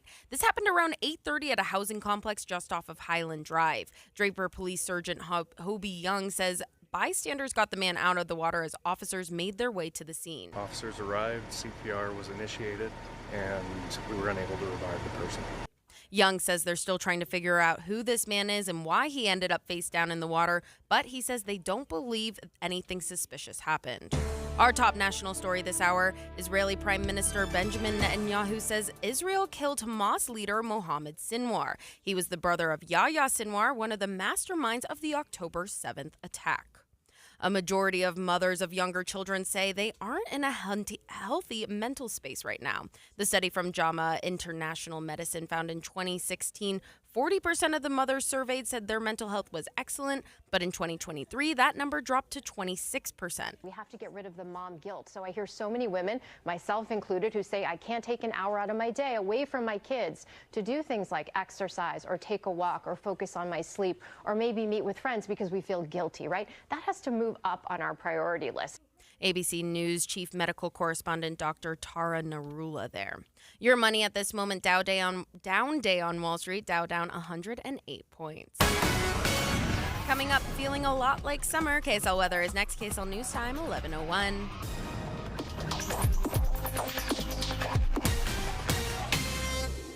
Mornings are for recharging. And they're for starting your day right. We volunteer to join you in the car. Get news and weather at 102.7 FM during the most important part of your day. Andy and Amanda, each morning between 5 and 9 on KSL News Radio. We have 5 kids, 2 dogs, and we've bought 4 houses in the last 12 years. So our realtors helped us through the complexities of buying a house, the legalities of different property rights, right-of-ways, building concerns, or even ordinances, right? If we were to try to do this on our own, we would have made a lot of financial mistakes. The realtor is now part of our family. She's who helps our family get to wherever our next chapter is. Discover how a realtor can make a real difference at myrealtorstory.com.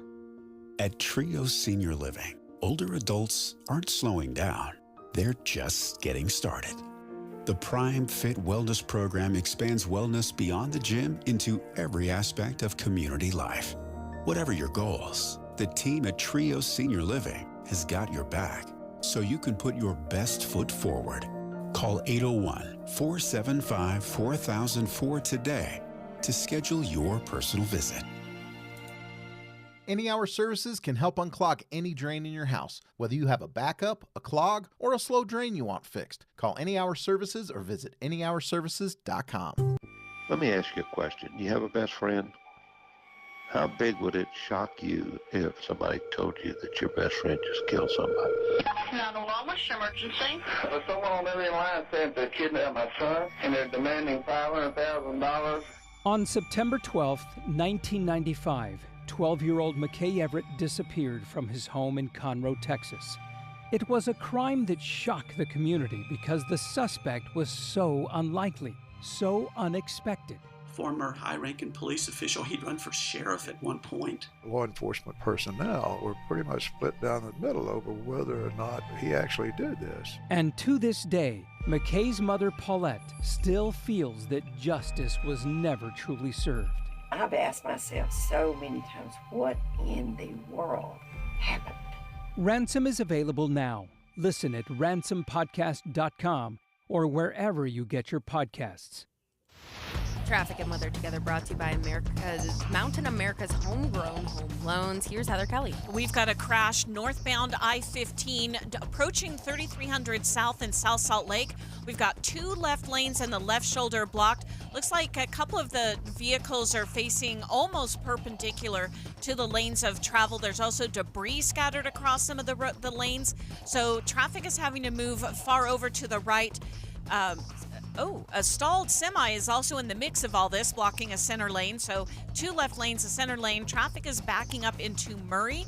So that's going to cause a lot of delay for anybody trying to head northbound 15 into downtown. The good news is everybody else is traveling at speed. Heather Kelly in the KSL Traffic Center. We're seeing the last of 80-degree day highs for the rest of the week. 90s through Sunday. A storm moving in next week could bring us back to some spring-like temperatures. Right now it's 75 degrees and partly cloudy. I'm Jessica Lowe from the KSL Common Spirit Hill Studios. Listen online at kslnewsradio.com. We're Utah's news, traffic, and weather station. Dave and Dujanovic, your morning companions for talk, analysis, and key perspectives on Utah's biggest stories on KSL News Radio. Plus top political story. Special coverage with Dave and Dujanovic. Well, the chair of the the National Party chair, was in town, was in Utah. Caught this in the Deseret News this morning, and so we're going to talk about it right now. And then kind of highlighting, according to the Deseret News, a couple of areas that the Democrats need to focus on in terms of their effort to turn the red state of Utah blue. Not happening. Taylor Morgan sitting in with me today, co-hosting. You were for many years, I want to say, part of KSL's KSL at Night, our political show. Then moved over to Inside Sources in the afternoon. Yeah. You've been a longtime lobbyist in the state. You've run political campaigns. You worked in the halls of Congress at one point, and now you're sitting here co-hosting with me today. I have reached my peak, the peak of my career here hosting with you, Debbie. So let me just outline for our listeners, and then I'm going to turn things over to you and get your opinion, Taylor, on this. Some of the things that he's saying that they would want to focus on, reaching more religious voters in the state, reaching younger voters in the state, and also adopting a communications strategy. Yeah. And I think obviously that's important to be able to reach the voters with your platform, what your issues are, what you're going to focus on. But you think there needs to be even more to this equation. What is that? Yeah, first and foremost, voters will define a party through the lens of its candidates. Candidates are the ambassadors of a political party. Candidates carry the banner of that party. They define the party for voters. Candidates are the reason why voters choose to affiliate with a party and get involved with and support a party. The Utah Democratic Party has got to figure out how to recruit and support good competitive candidates. Debbie, I also believe, as I, discussed earlier, and this is one is candidates. Good selection. candidates. Recruit candidates that appeal to Utah voters. Okay, then the second thing? Second is Democrats close your primary. Right now, Utah Democrats have an open primary. My understanding is that Utah Democrats do this because they think that somehow the optics of having an open primary, being inclusive in that way, helps them with voters. It does not. Instead, what it does is it handcuffs Democratic candidates because those candidates don't know who their voters are. It also hurts Democrats when it comes to redistricting, because if you only have 250,000 active registered Democrats which is about what they have on your rolls, then you're never competitive in any district anywhere. So right? what you're suggesting is a swath of, like, for example, unaffiliated voters, so registered unaffiliated in the state. 500,000. Yeah. Almost 500,000. Some of a closed primary would, I want to say force, might not be the right word, attract those unaffiliated voters into the Democrat, to declare that they are members of they want to register as a Democrat. Right. Okay, so they want to move their party registration from unaffiliated to Democrat. But some would also probably say, no, I'm going to go with a Republican. That's I'm fine. I'm going to go yeah. with the Republican And they Party. can do that right now, yet we still have 500,000 unaffiliated voters here in Utah who are choosing to not affiliate with either party or, Debbie, they might be potential Democrats, but we don't know because the Democratic Party does not require voters to affiliate as Democrats in order to participate. I think that's a mistake. I think it would really help their party. It would help candidates. It would help them with redistricting if Utah Democrats were to close their primary. First, they have to give voters a reason to want to affiliate. Candidates. Recruit and run good candidates for office who can compete. Then close your primary. Tell voters our primary is worth participating in, and you need to be a Democrat to have a say in choosing who represents us in the general election. Democratic State Senator Nate Bluen on the line with us. Oh, boy, here we go. Here we go. Hi, Senator. I'll let you have the floor time now. Well, Senator, my son Ethan and his friend Wyatt are listening, so let's keep the language clean. It's a family show, okay? Oh, I can do that. You can yell at me off air. It's good to have you on the show. So with the party chair in town outlining some of the objectives for the party going forward, and then now Taylor's take saying a closed primary is the way to go. Let's just start there. What's your take on the closed primary situation that Taylor's brought up? Yeah, that is an interesting point. I think I either totally or mostly agree with what Taylor's saying here. I think as far as candidate recruitment... You take that back, Senator Bluen. Candidate recruitment is certainly a place we need to do better at. We've seen in recent years seats have gone unfilled. Campaigns have gone unfilled. We've had conflicts with independent candidates. And so we need to be more proactive about recruiting the best candidates in the right places where we can actually win. I just think about, like Ben McAdams. And I don't always agree with Ben on everything. He's more moderate. I'm more progressive. But we had a great candidate in a seat we could win, and we did until redistricting happened. And so I think about that as kind of a model for other seats and just making sure that we're actually in tune with the voters in a given area.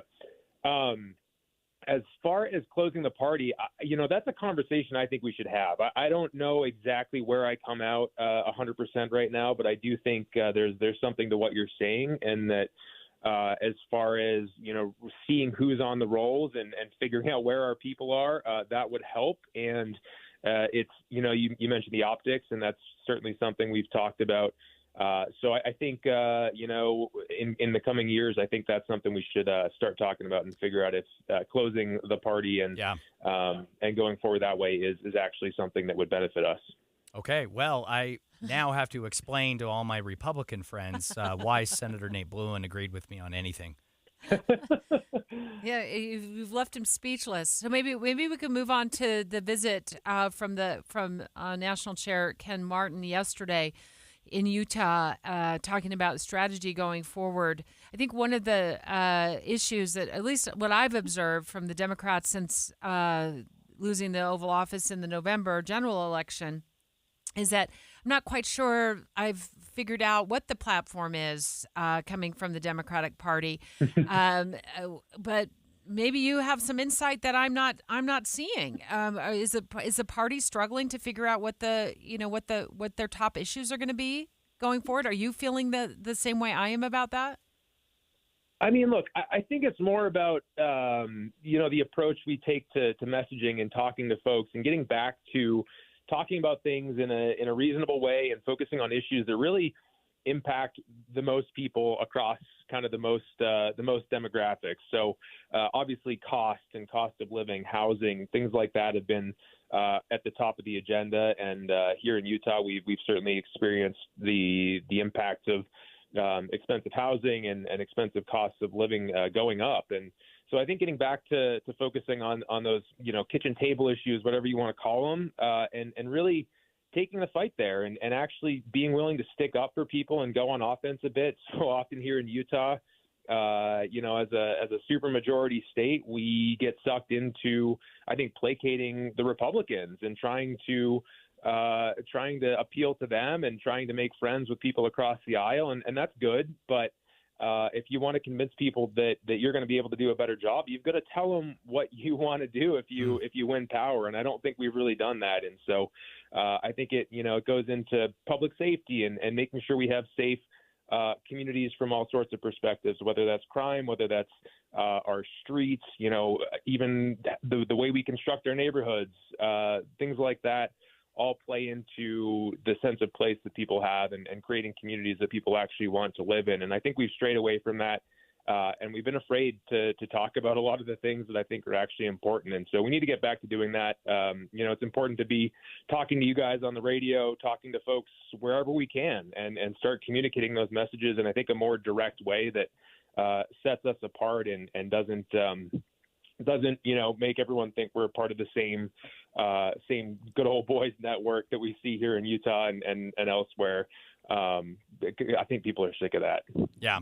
Senator Bloom, what do you think about this contrast in the race for future chair of the Utah State Democratic Party? We have Brian King, former representative, minority party leader on the Hill, longtime legislator, recently lost and I'm not just dunking on anyone here, but lost the gubernatorial election in the general by a record margin, did not perform well. So he's one candidate. On the other hand, then we have Ben Peck, 25-year-old, up-and-comer, young gun, has not held elected office, but has worked on successful Democratic campaigns, winning at the county level and in the legislature. What do you think of that contrast? I'm not asking you to pick sides, not trying to put you on the hot seat, just want your commentary on that choice that is before Utah Democrats. And this happens on Saturday. Saturday, I believe, Ogden High School. And it's the Utah Democratic Party. Yeah. Go ahead. I just want to make sure our listeners knew why we were bringing that up today. Thank you. Yeah. We'll be making that decision on Saturday, so that's going to be exciting. I mean, these are two great candidates. I know both of them very well. Brian King actually he did our wedding ceremony, and my wife interned for him way back when. Ben Peck, I've worked with as a member of the county Democratic Party. So I think we've got two good options. Certainly, a little bit of a different approach, but I think they both really represent good progressive values. They're gonna fight for Utahns. They're gonna fight for the party. They're gonna be good messengers. I think Brian brings the aspect of having done a lot of fundraising as a candidate and a minority leader in the past. Ben really has good experience on the ground with campaigns. So, I think we'll get a little bit of a different approach, but I think both can really do a good job. And I'm looking forward to working with whoever gets elected, frankly. I think we'll be in good hands.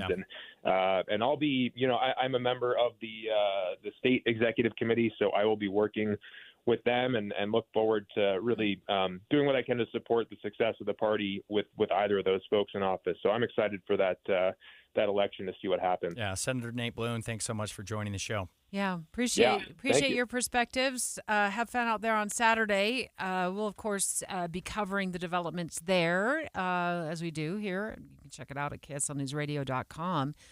Talon Hansen, Municipal Director of the Utah Democratic Party. You actually met with the national chair, Ken Martin, when he was in town. Did you meet with him last night, Talon? Yes, we just barely met with him just this last evening. Oh, so what was your takeaway just overall from meeting with him? And can you maybe back that up? What prompted his visit to Utah, which is a very red state? Absolutely. So He was just wanting to sit down with our team, kind of the leadership of the state party and staff, and just talk strategy. It was a very strategic meeting. We talked about how Utah is growing, how it's one of the youngest states in the nation, and kind of how we can capitalize on that to move our party forward. Yeah, interesting. What were some of the specific strategies that you discussed? I know your title is Municipal Director of the Utah Democratic Absolutely. Party. That implies that you're involved somehow at the real local city level. When it comes to your role with the Democratic Party, anything specific that you discussed last night with the DNC chair that you could share? Yeah, actually, that's largely what we focused on. Is so he said something that really stuck out to me, which is when we organize everywhere, we can win anywhere, which is kind of what we're trying to do here at the state party. Is I am the municipal director. I do focus on local races.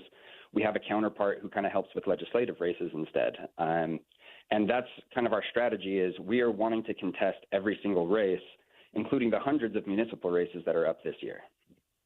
And so you got to recruit candidates for that, right? Or do you?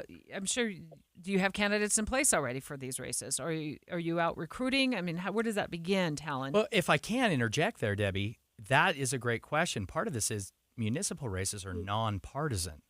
So this, to me, is an interesting tactic, a strategy by the Utah Democratic Party, perhaps to recruit, to find progressive candidates, perhaps to run in nonpartisan races. Talon, am I speculating? Is there anything to that? Oh, no, absolutely. I mean, a lot of areas of our state are redder than others, obviously, and it's a lot easier to get local leaders in our party elected to places where there's not necessarily an R or a D next to their name. On my own part, I'm from the sprawling metropolis of Elmo down in Emery County of about 400 people, and it's really difficult to get elected if you've got a D next to your name. But we can still make change on the local level, and it's really hard to be left wing or right wing when it comes to fixing a pothole. So yeah. So does it like, how does that work for you? Like, how are you finding candidates who are willing to run and even get on the ticket at this point, especially given the landscape nationally when it comes to politics? You hear just a lot of people it's a difficult road for them to go down, not wanting maybe to even get involved and get their name out there as much as they used to. But at the local level, do you find that easier to do? Absolutely. And this year, actually, we've seen quite the opposite on the trend of people trying to get involved. As I've been traveling around to our local county conventions around the state, we've seen unprecedented turnout for an odd number year. Odd number year conventions, as most people involved in politics will know, are usually a little bit drier, have to do with party organizing, and have lower turnout than the even number years when we nominate candidates.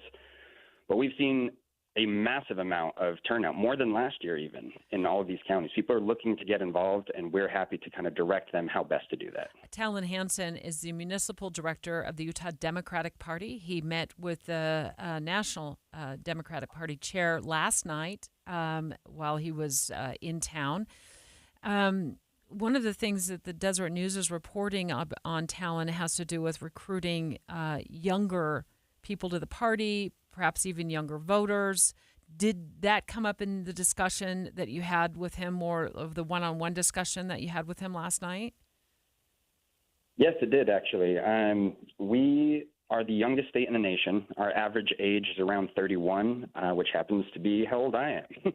And that makes a interesting dynamic in our state because we're trending in a direction that is fortuitous for the Utah Democratic Party. And we see that as these elections pass by. I mean, I know it was kind of brought up in conversations earlier, but something that Chair Martin and us discussed was that we see this swing that does not necessarily reflect the number of registered Democrats because we're seeing an uptick in our own turnout.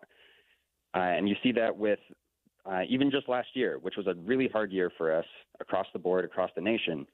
But Kamala Harris performed better than any Democratic candidate in Utah since the state was won by Lyndon B. Johnson back in 1964. We had the highest percentage of the vote. So that's something that kind of caught Chair Martin's attention and something that we want to work to build towards. Yeah. Talon Hansen, Municipal Director of the Utah Democratic Party. Thanks so much for joining the show. Appreciate your insight. Having just met with the DNC chair last night. Yeah, spent time in town, obviously having those conversations and where the party goes from here and what can be done at the more grassroots level in Utah. And Talon bringing us some insights at how that discussion went with the national chair. Yeah. Do you think this is an important visit? No, I don't. You don't think it's an important visit for him to be here? No. To rally the local Democratic Party. I think it's very customary. This is just something that a DNC chair would do. I do think that there was an interesting blip of data that Talon referenced there with, Kamala's performance, in certain parts of the state. I think a lot of that was just circumstantial.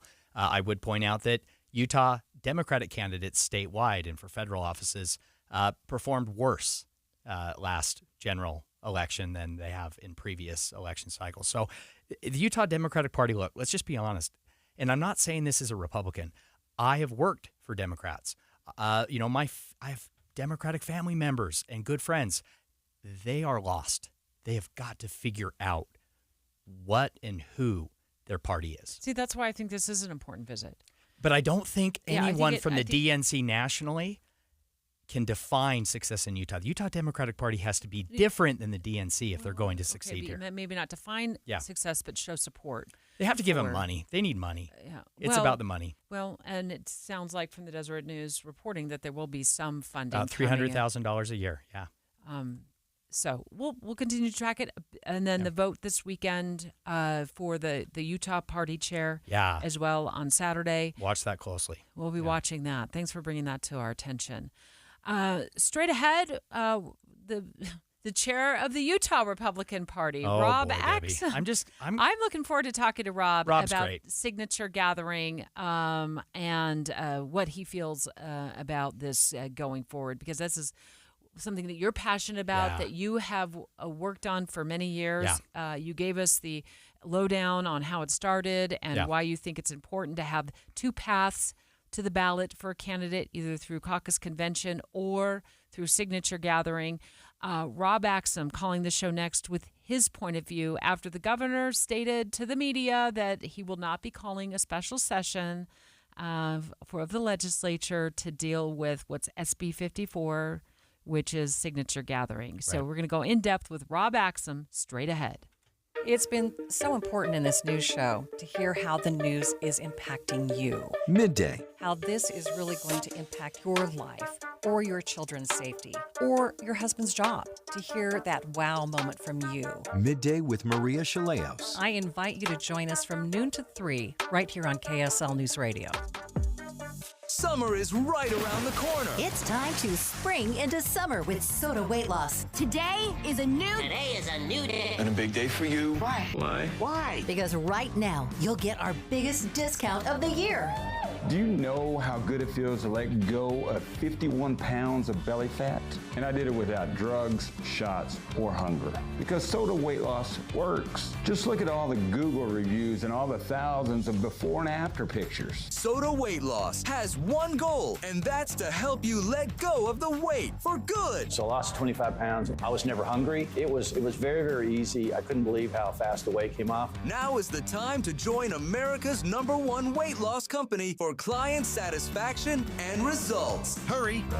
Savings won't last long. Let's go! Get started now at sodaweightloss.com. That's SOTA weightloss.com. Soda is, say it with me, state of the art. Patrick was way behind on his IRS taxes. I was in way over my head. The total amount ended up being somewhere just over $30,000. $30,000.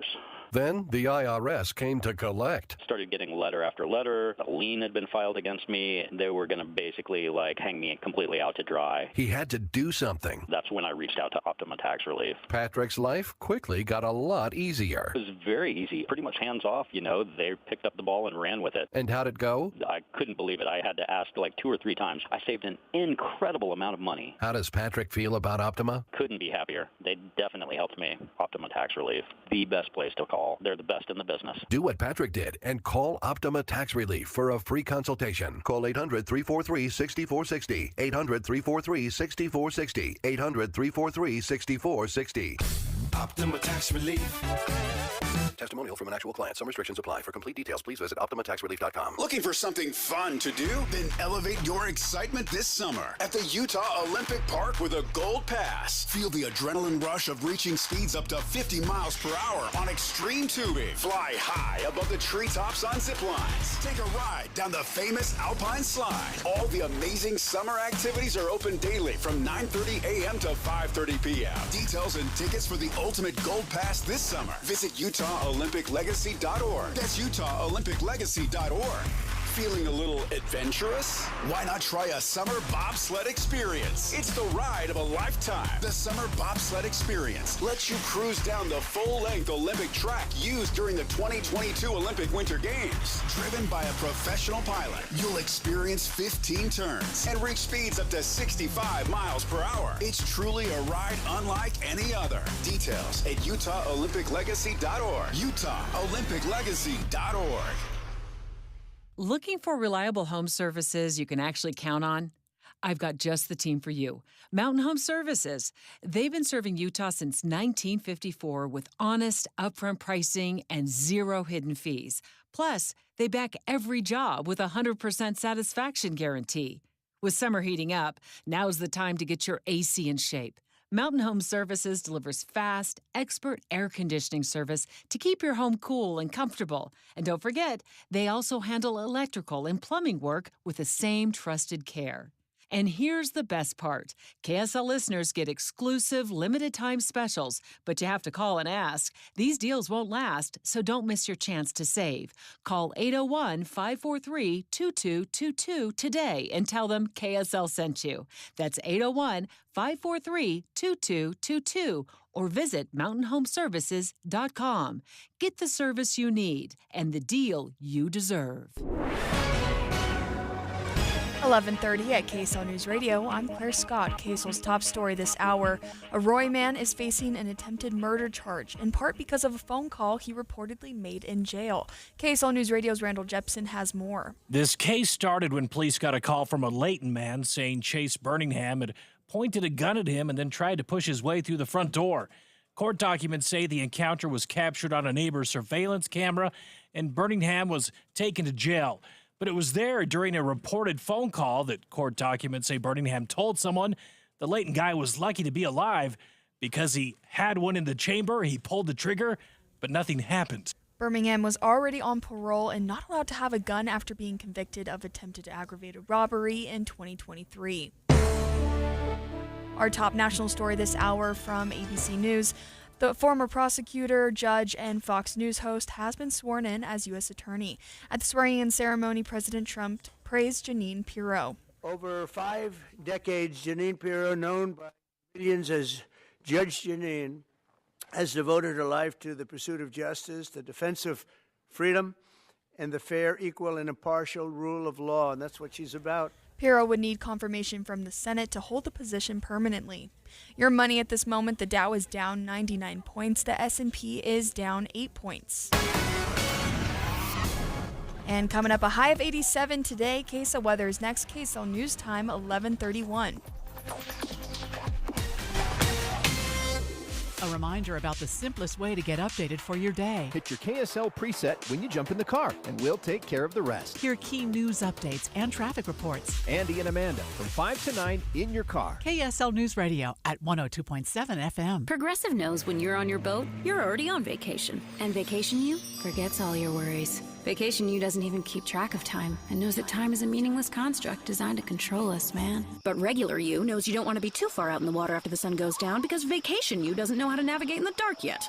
Vacation You and Regular You really need to get on the same page. So bundle your boat with your home or auto policy and earn an automatic discount from Progressive. And spend the savings on the both of you. Progressive Casualty Insurance Company affiliates and other insurers. Not available in all states or situations. I'm Ed Evans, CEO of Consumer Cellular. No, we're not one of the big guys. Truth is, we don't want to be. If you're over 50, Big Wireless probably has you paying for more data than you might need. You could be throwing away thousands over a lifetime. We're not here to be the biggest. We're here to bring you something we believe is better. Our plans start at just $20. You'll get the same fast nationwide coverage without the big wireless bill. Call 1-888-FREEDOM or visit consumercellular.com/facts. Plans include $5 credit for auto pay and e-billing. See site for additional facts.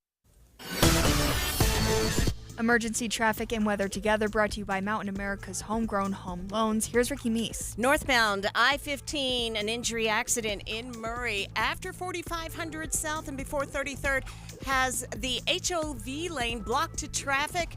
You're going to see multiple vehicles involved in this accident, and the brake lights are waiting for you as soon as you pass the South Interchange. So if you're headed northbound on I-15, expect another 15 minutes minimum of delays or consider an alternate route. If you're at the South Interchange, hop on over to I-215's West Belt and head north. Everything all clear there. Advanced Window Products offers Graber window coverings, high-end quality with the best warranty. Save 30% off when you mention KSL. AdvancedWindows.com. Ricky Meese in the KSL Traffic Center. Sunny skies through the weekend. We could see highs in the 90s for the first time this year tomorrow, and definitely this weekend, where we're expected to see a high of 94. Right now it is 79 and partly cloudy. I'm Claire Scott from the KSL Common Spirit Health Studios. Listen online at KSLNewsRadio.com. We're Utah's news, traffic, and weather station. Dave and Dujanovic, your morning companions for talk, analysis, and key perspectives on Utah's biggest stories on KSL News Radio. After Governor Spencer Cox told the media that he does not plan to call a special session of the legislature to address signature gathering, I knew Taylor Morgan was going to be co-hosting with me today, and I thought I want to talk about this. And in a moment, we're going to talk to Rob Axon. He's the Utah GOP party chair. Recently reelected. Yeah. Yeah. And is he waiting on the line? So, okay. I said, yes, he's on the line. So, hi, Rob. Hey, how are you doing? Good to be with you guys. Good. I just want to make sure that Taylor gives us his full disclosure here on his conflict with this issue. So go ahead for our listeners who don't know. I'm executive director of Count My Votes. Say that slower. Say executive. I currently serve as executive director of Count. I thought this was like the legal fine print. I was just trying to get through this quickly. No. Have a conflict. Executive director of Count My Vote, the organization that added the signature path to the ballot back in 2014 via the infamous SB 54. So I have a conflict, a bias in that way. Rob and I may disagree on this issue. Rob has always been respectful, great to work with. Rob and I remain friends. Rob, now that I've made that disclosure, I'm going to take a back seat and let you say your piece. And I'll be here, Rob. Hi, but Rob. Hey, and no need for a backseat. Truly, obviously you have your preference. I have my preference. There's a lot of ideas, and my conviction is we actually need a lot of ideas coming to the table. We need to be thinking through different potential solutions on any issue to continually grow and improve. And as it pertains to signature gathering and the political nomination process, I think we should always be willing to look and see where things are going well and where there needs to be adjustments made. Yeah, I appreciate that. What was your reaction? I'm looking at this KSL.com article right now about Governor Spencer Cox saying he does not plan to call a special session to overturn SB 54, which is the issue we're talking about right now. What was your reaction to that, Rob? Well, I take no offense. I wasn't surprised by his stance there. I think there's work to be done to build consensus and to make the demand of the legislature to change things a little bit easier. I don't think that we should always just come in heavy-handed and assume people will agree with us without having the hard work of back and forth dialogue and discussions. The things that I can focus on and that the Utah Republican Party and other political parties should be focusing on is building and growing their relevance. We need to build the strength and influence of the political party and make the case and the argument that our preferred path to the nominating process or adjustments to the law need to be made. And I think if we make that case and have those conversations, legislators and the governor will come along and be willing to have the conversation.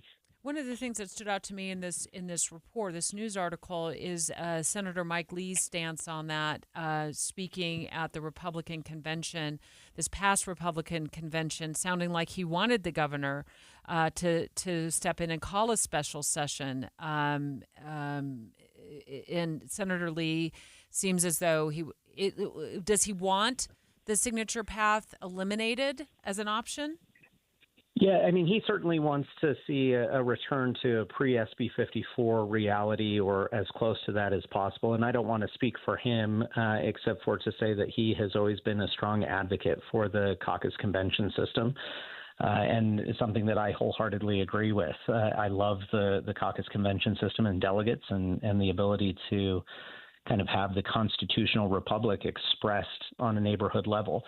Now, that doesn't mean that there isn't room for improvement. We always have to be figuring out internally what we can do to improve that process and do the hard work and the necessary work of investing in that improvement.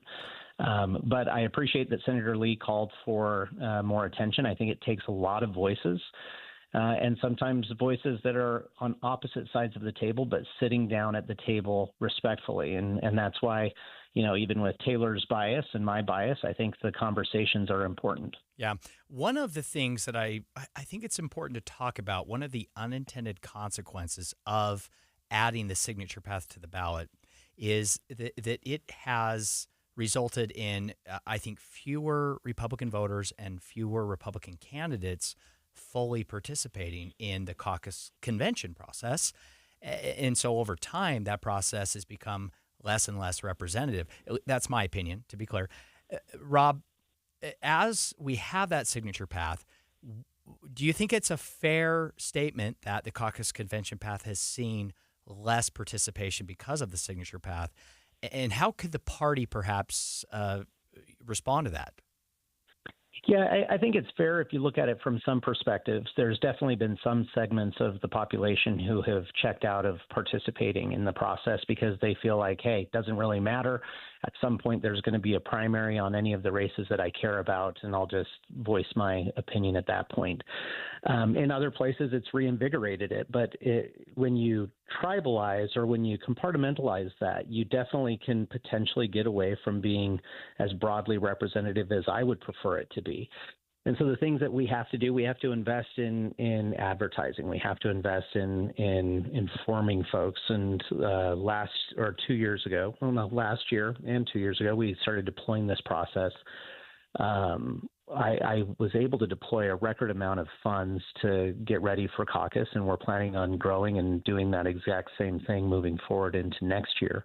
But ultimately, I think the other unintended consequences of SB 54 are also problematic, regardless of what your opinion is of it. There's been more issues of plurality, for example. We never had that as an issue before. There's questions, legitimate questions on the signature verification process. And so I do think that calm and collaborative heads need to come together and look at the facts of what's working and what's not working. And those things that are deficient in state law or in party process need to be looked at and addressed and improved. Yeah, definitely. Well, I have to say, the Republican Party made a choice at convention. They had a choice between two very different candidates, Debbie, and by electing Rob, the candidate that was talking about a big tent of inclusion, of moving forward and bringing more people to the party and building those bridges, the party made a choice in electing Rob, and that's something I think is very good, very positive. We're speaking live right now to Rob Axson. He's the GOP party chair. We're talking about signature gathering as a path to the ballot. Of course, there's also the caucus convention path that still exists, and signature gathering has been in place for a little over 10 years here now in the state of Utah. So, Rob, in the Utah GOP party world, what's the perfect recipe for this? Is it two paths or one path? I think that the perfect recipe is yet to be seen. But I do think that it's going to be highly flavored with a strong and vibrant caucus convention system. That ability for anybody to get involved, separate from name, ID, and money, for any constituent to have access to engaging with their candidates and potential representatives who will be elected to represent them. I think that's important. And the thing that I think is important to point out, too, and remind folks is even though we've moved to this dual track with signatures being an option, the vast majority of our seats in county and legislative races and everything else still go primarily or solely through the caucus system. So the more that people disengage from that, they're missing out at the opportunity to really have a voice in who they want to see representing them in elected office. So I think it's important to lean into that. So if the strategy is, more communication, more publicity, is there anything else? I mean, I'm like, free food? I don't know. Can you give away free food? They did offer Diet Coke and food at the convention, Debbie. It's like, what could get people, because people are so busy now, out of their homes, or even to take a little time off work to get to these, both the caucus and the convention? Yeah, I think it's a part of really an expectation of what we do as a society right now. We need to be elevating the conversations. I get that it's a time commitment, but really you're looking at a 2-hour commitment every 2 years.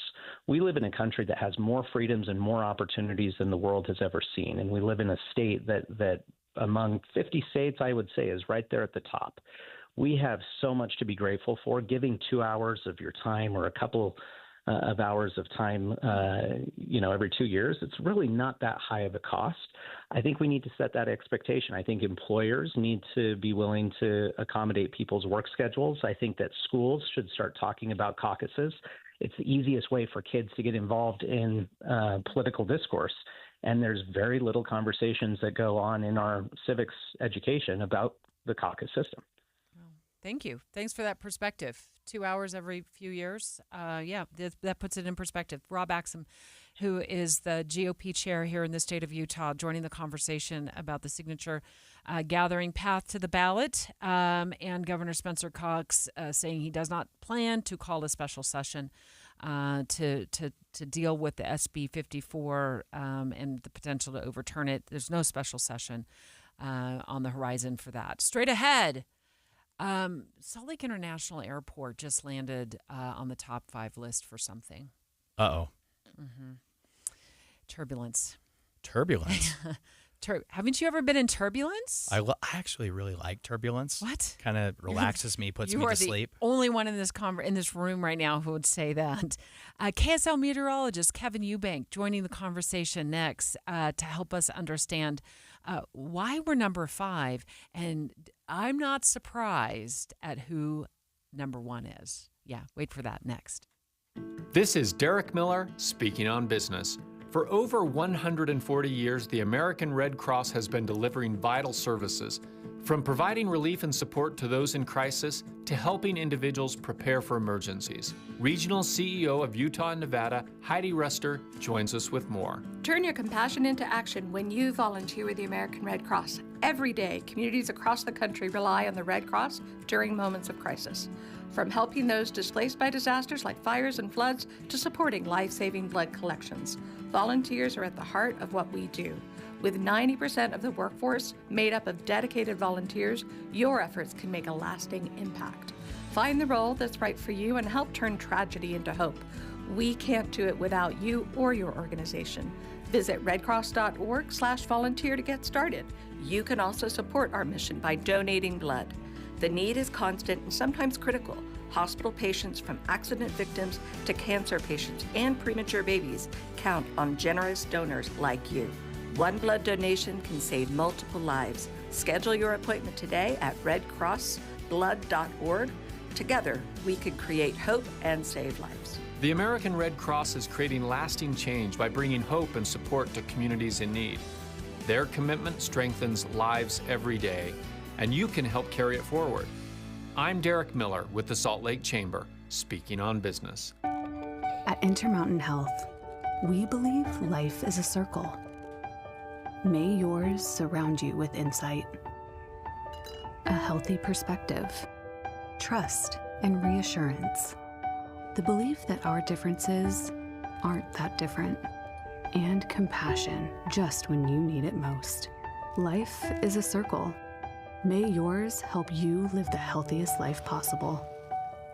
Intermountain Health. Getting help with plumbing repairs is easier than you think. All you have to do is call Any Hour Services or schedule an appointment at anyhourservices.com. No one helps more homeowners than Any Hour Services. Dave and Dujanovic. Taylor and I are so busy chatting here that we didn't realize we were coming back from commercial break. Thanks, Dawn, for the heads up. We're going to talk about turbulence because I just saw a Weather Channel report. And Kevin Eubank, our KSL meteorologist, a renowned KSL meteorologist, is going to talk to us about this, that put Salt Lake City in the top 5 for the most turbulent airports. And I really wasn't surprised by this. We're actually number 4 on the list, according to Turbly. Turbly? Turbly.com. Yeah, it's turbulence. It's short for turbulent. Turbly.com. Okay. This is a website solely dedicated to monitoring which airports in the country are the most turbulent. Well, I don't know if it's solely for that, but yeah, it's Jackson Hole, also a turbulent airport. Oh, it's no number surprise 5. there. Really? I haven't flown in there. I always drive in wanted there. to fly in there, right there at the base of the Tetons. It's beautiful. Very beautiful. Yeah. Albuquerque, New Mexico, number 3. Bozeman, Montana. I've flown in there, I think, one time. I don't remember it being anything too turbulent. And I was not surprised. Kevin, when I was watching this story, thinking of you, as I was watching this story on the Weather Channel the other day, because they pushed this alert to my phone, I'm like, I'm watching this story. I knew before they said the most turbulent airport in the nation, what that airport would be. I was screaming it in my kitchen, and you know what? I was right. But you probably already know, right, Kev? Well, let's see. I've been on Turbly all day trying to figure out if my flight is going to be terrible. Kevin is probably a columnist, a contributor It's at Turbly. You're probably misspelling it. It's TURBLI.com. What are you talking about? I've got it bookmarked. What do you mean I'm misspelling it, Debbie? Turbly. It's not Ley. Kevin, that really hurts. Team hug.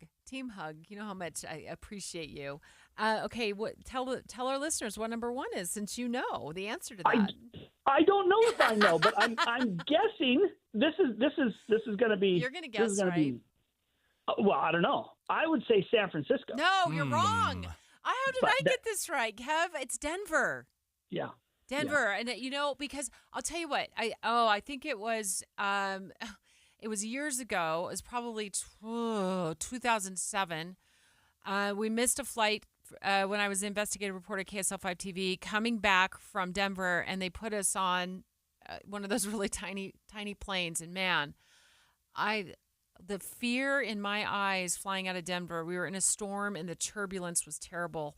And the turbulence flying in, even in bigger planes, is a lot. So what's going on with all this turbulence? Why are we rated so high here? I know you've got a good explanation for it. Well, no, and this is what's crazy. The top 10 most turbulent airports in the entire United States are all in the West. Yeah. From Denver to Salt Lake, Jackson to Las Vegas, Reno to Seattle, Boise. So again, I think what you're dealing with is first off, elevation, mountains have a huge factor in regards to turbulence. And then navigating the mountains and then the lower level, the surface level issues. So we have a lake at the surface level, which adds another weather dynamic. And so turbulence is, in essence, turbulent air aloft that causes planes issues. And there's lots of different layers of that turbulence. So it isn't just one layer where you fly through and that's it. There can be multiple layers depending on what's happening in the atmosphere. And so mountains are the largest contributor to this particular rating regarding the most turbulent airports. That's why you're getting Jackson and Denver and Salt Lake and these other spots. You're flying in with 10, 11, 12,000 foot peaks around you, and you've got to navigate that airspace down to the surface, and it can definitely be some rough air. Yeah. Okay, first, Turbly, top 10 baby name in Utah in 2026, I think, right? Oh. Second point, or question for Kevin. When we talk about turbulence, we're talking about planes taking off, landing at Salt Lake City International Airport.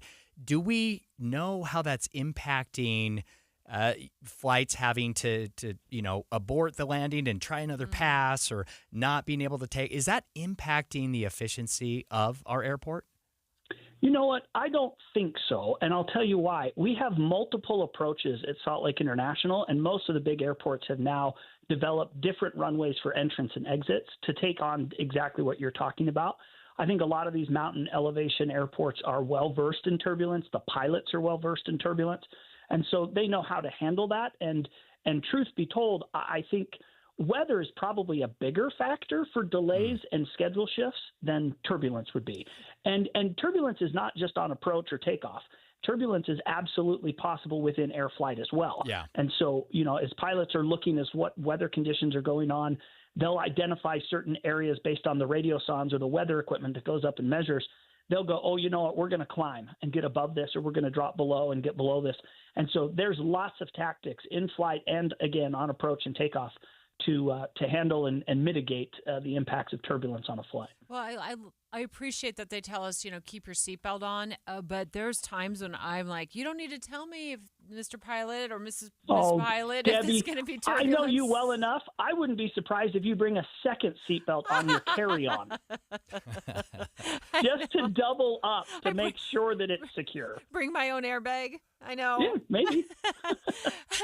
Well, so DIA captures the number 1 spot. Salt Lake City captures the number 4 spot. And Kevin Eubank, as always, captures our hearts right here on KSL News Radio. Thanks, know. Kevin. I got to make good, right? I'll watch it. No, you're always good. You don't need to make good. You're always good, Debbie. Well, I'll be listening to you this afternoon on the radio with the latest in the weather forecast, and also watching you tonight on KSL 5 TV. Kevin, thank you so much, my friend, for joining the show to walk us through the most turbulent airports in the United States. And he points out the most turbulent are in the West, Taylor. Yeah, mountains. I think that is it. We found it. Would you want to know if turbulence lies ahead, other than buckle up, sit down?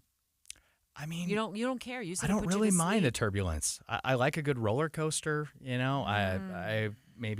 I like mixing it up on the flight. It's nice to have a few bumps here and there. I don't know. It keeps you awake, puts you to sleep. Makes it interesting, I just assume not know. Like, do your thing up there. Like, let me know when the going gets a little too rough. Do you stand up when the plane gets to the gate? No. Or do you stay seated? No, I'm the last one off the plane. Okay. Yeah, I'm Good. Absolutely. Not the last one, Yeah. but I'm one of Why do people stand? Why the standers? I don't know. That's a whole nother segment for another day. Yeah. Midday with Maria Chaleos up next. Taylor Morgan, thanks so much for being with me today. Thank you, Debbie. It's been fun chatting today. Stay with us. Stay with Maria. She's got you till 3 o'clock this afternoon. Hi, this is Doug Wright. For years now, I've been telling you about Connecticut soft water systems that use 2/3 less salt than the others. But I've never told you exactly how they do that. Well, there are several ways, so consider this as part 1 in a series. Most of the softeners out there use a finicky, hard-to-adjust computer to guesstimate when to cycle, and it errs on the side of cycling too often, which means it'll burn through way too much salt way too soon. Connecticut is different. It has an all-mechanical system that measures the water precisely. No computer, no guesstimating, so it cycles only when needed. The result? Connecticut delivers perfectly soft water 24/7 using minimal salt. So why not save your lower back from carrying the 3 bags of salt when all you need is 1? Call Northern Utah's authorized Connecticut dealer, Connecticut Quality Water Systems of Salt Lake. Call them now, 801-576-8600, or log on to softwaterutah.com and tell them Doug sent you. The Management Minute is a service of the MBA program in the John M. Huntsman School of Business at Utah State University. I'm Professor Scott Hammond. Why do we fear change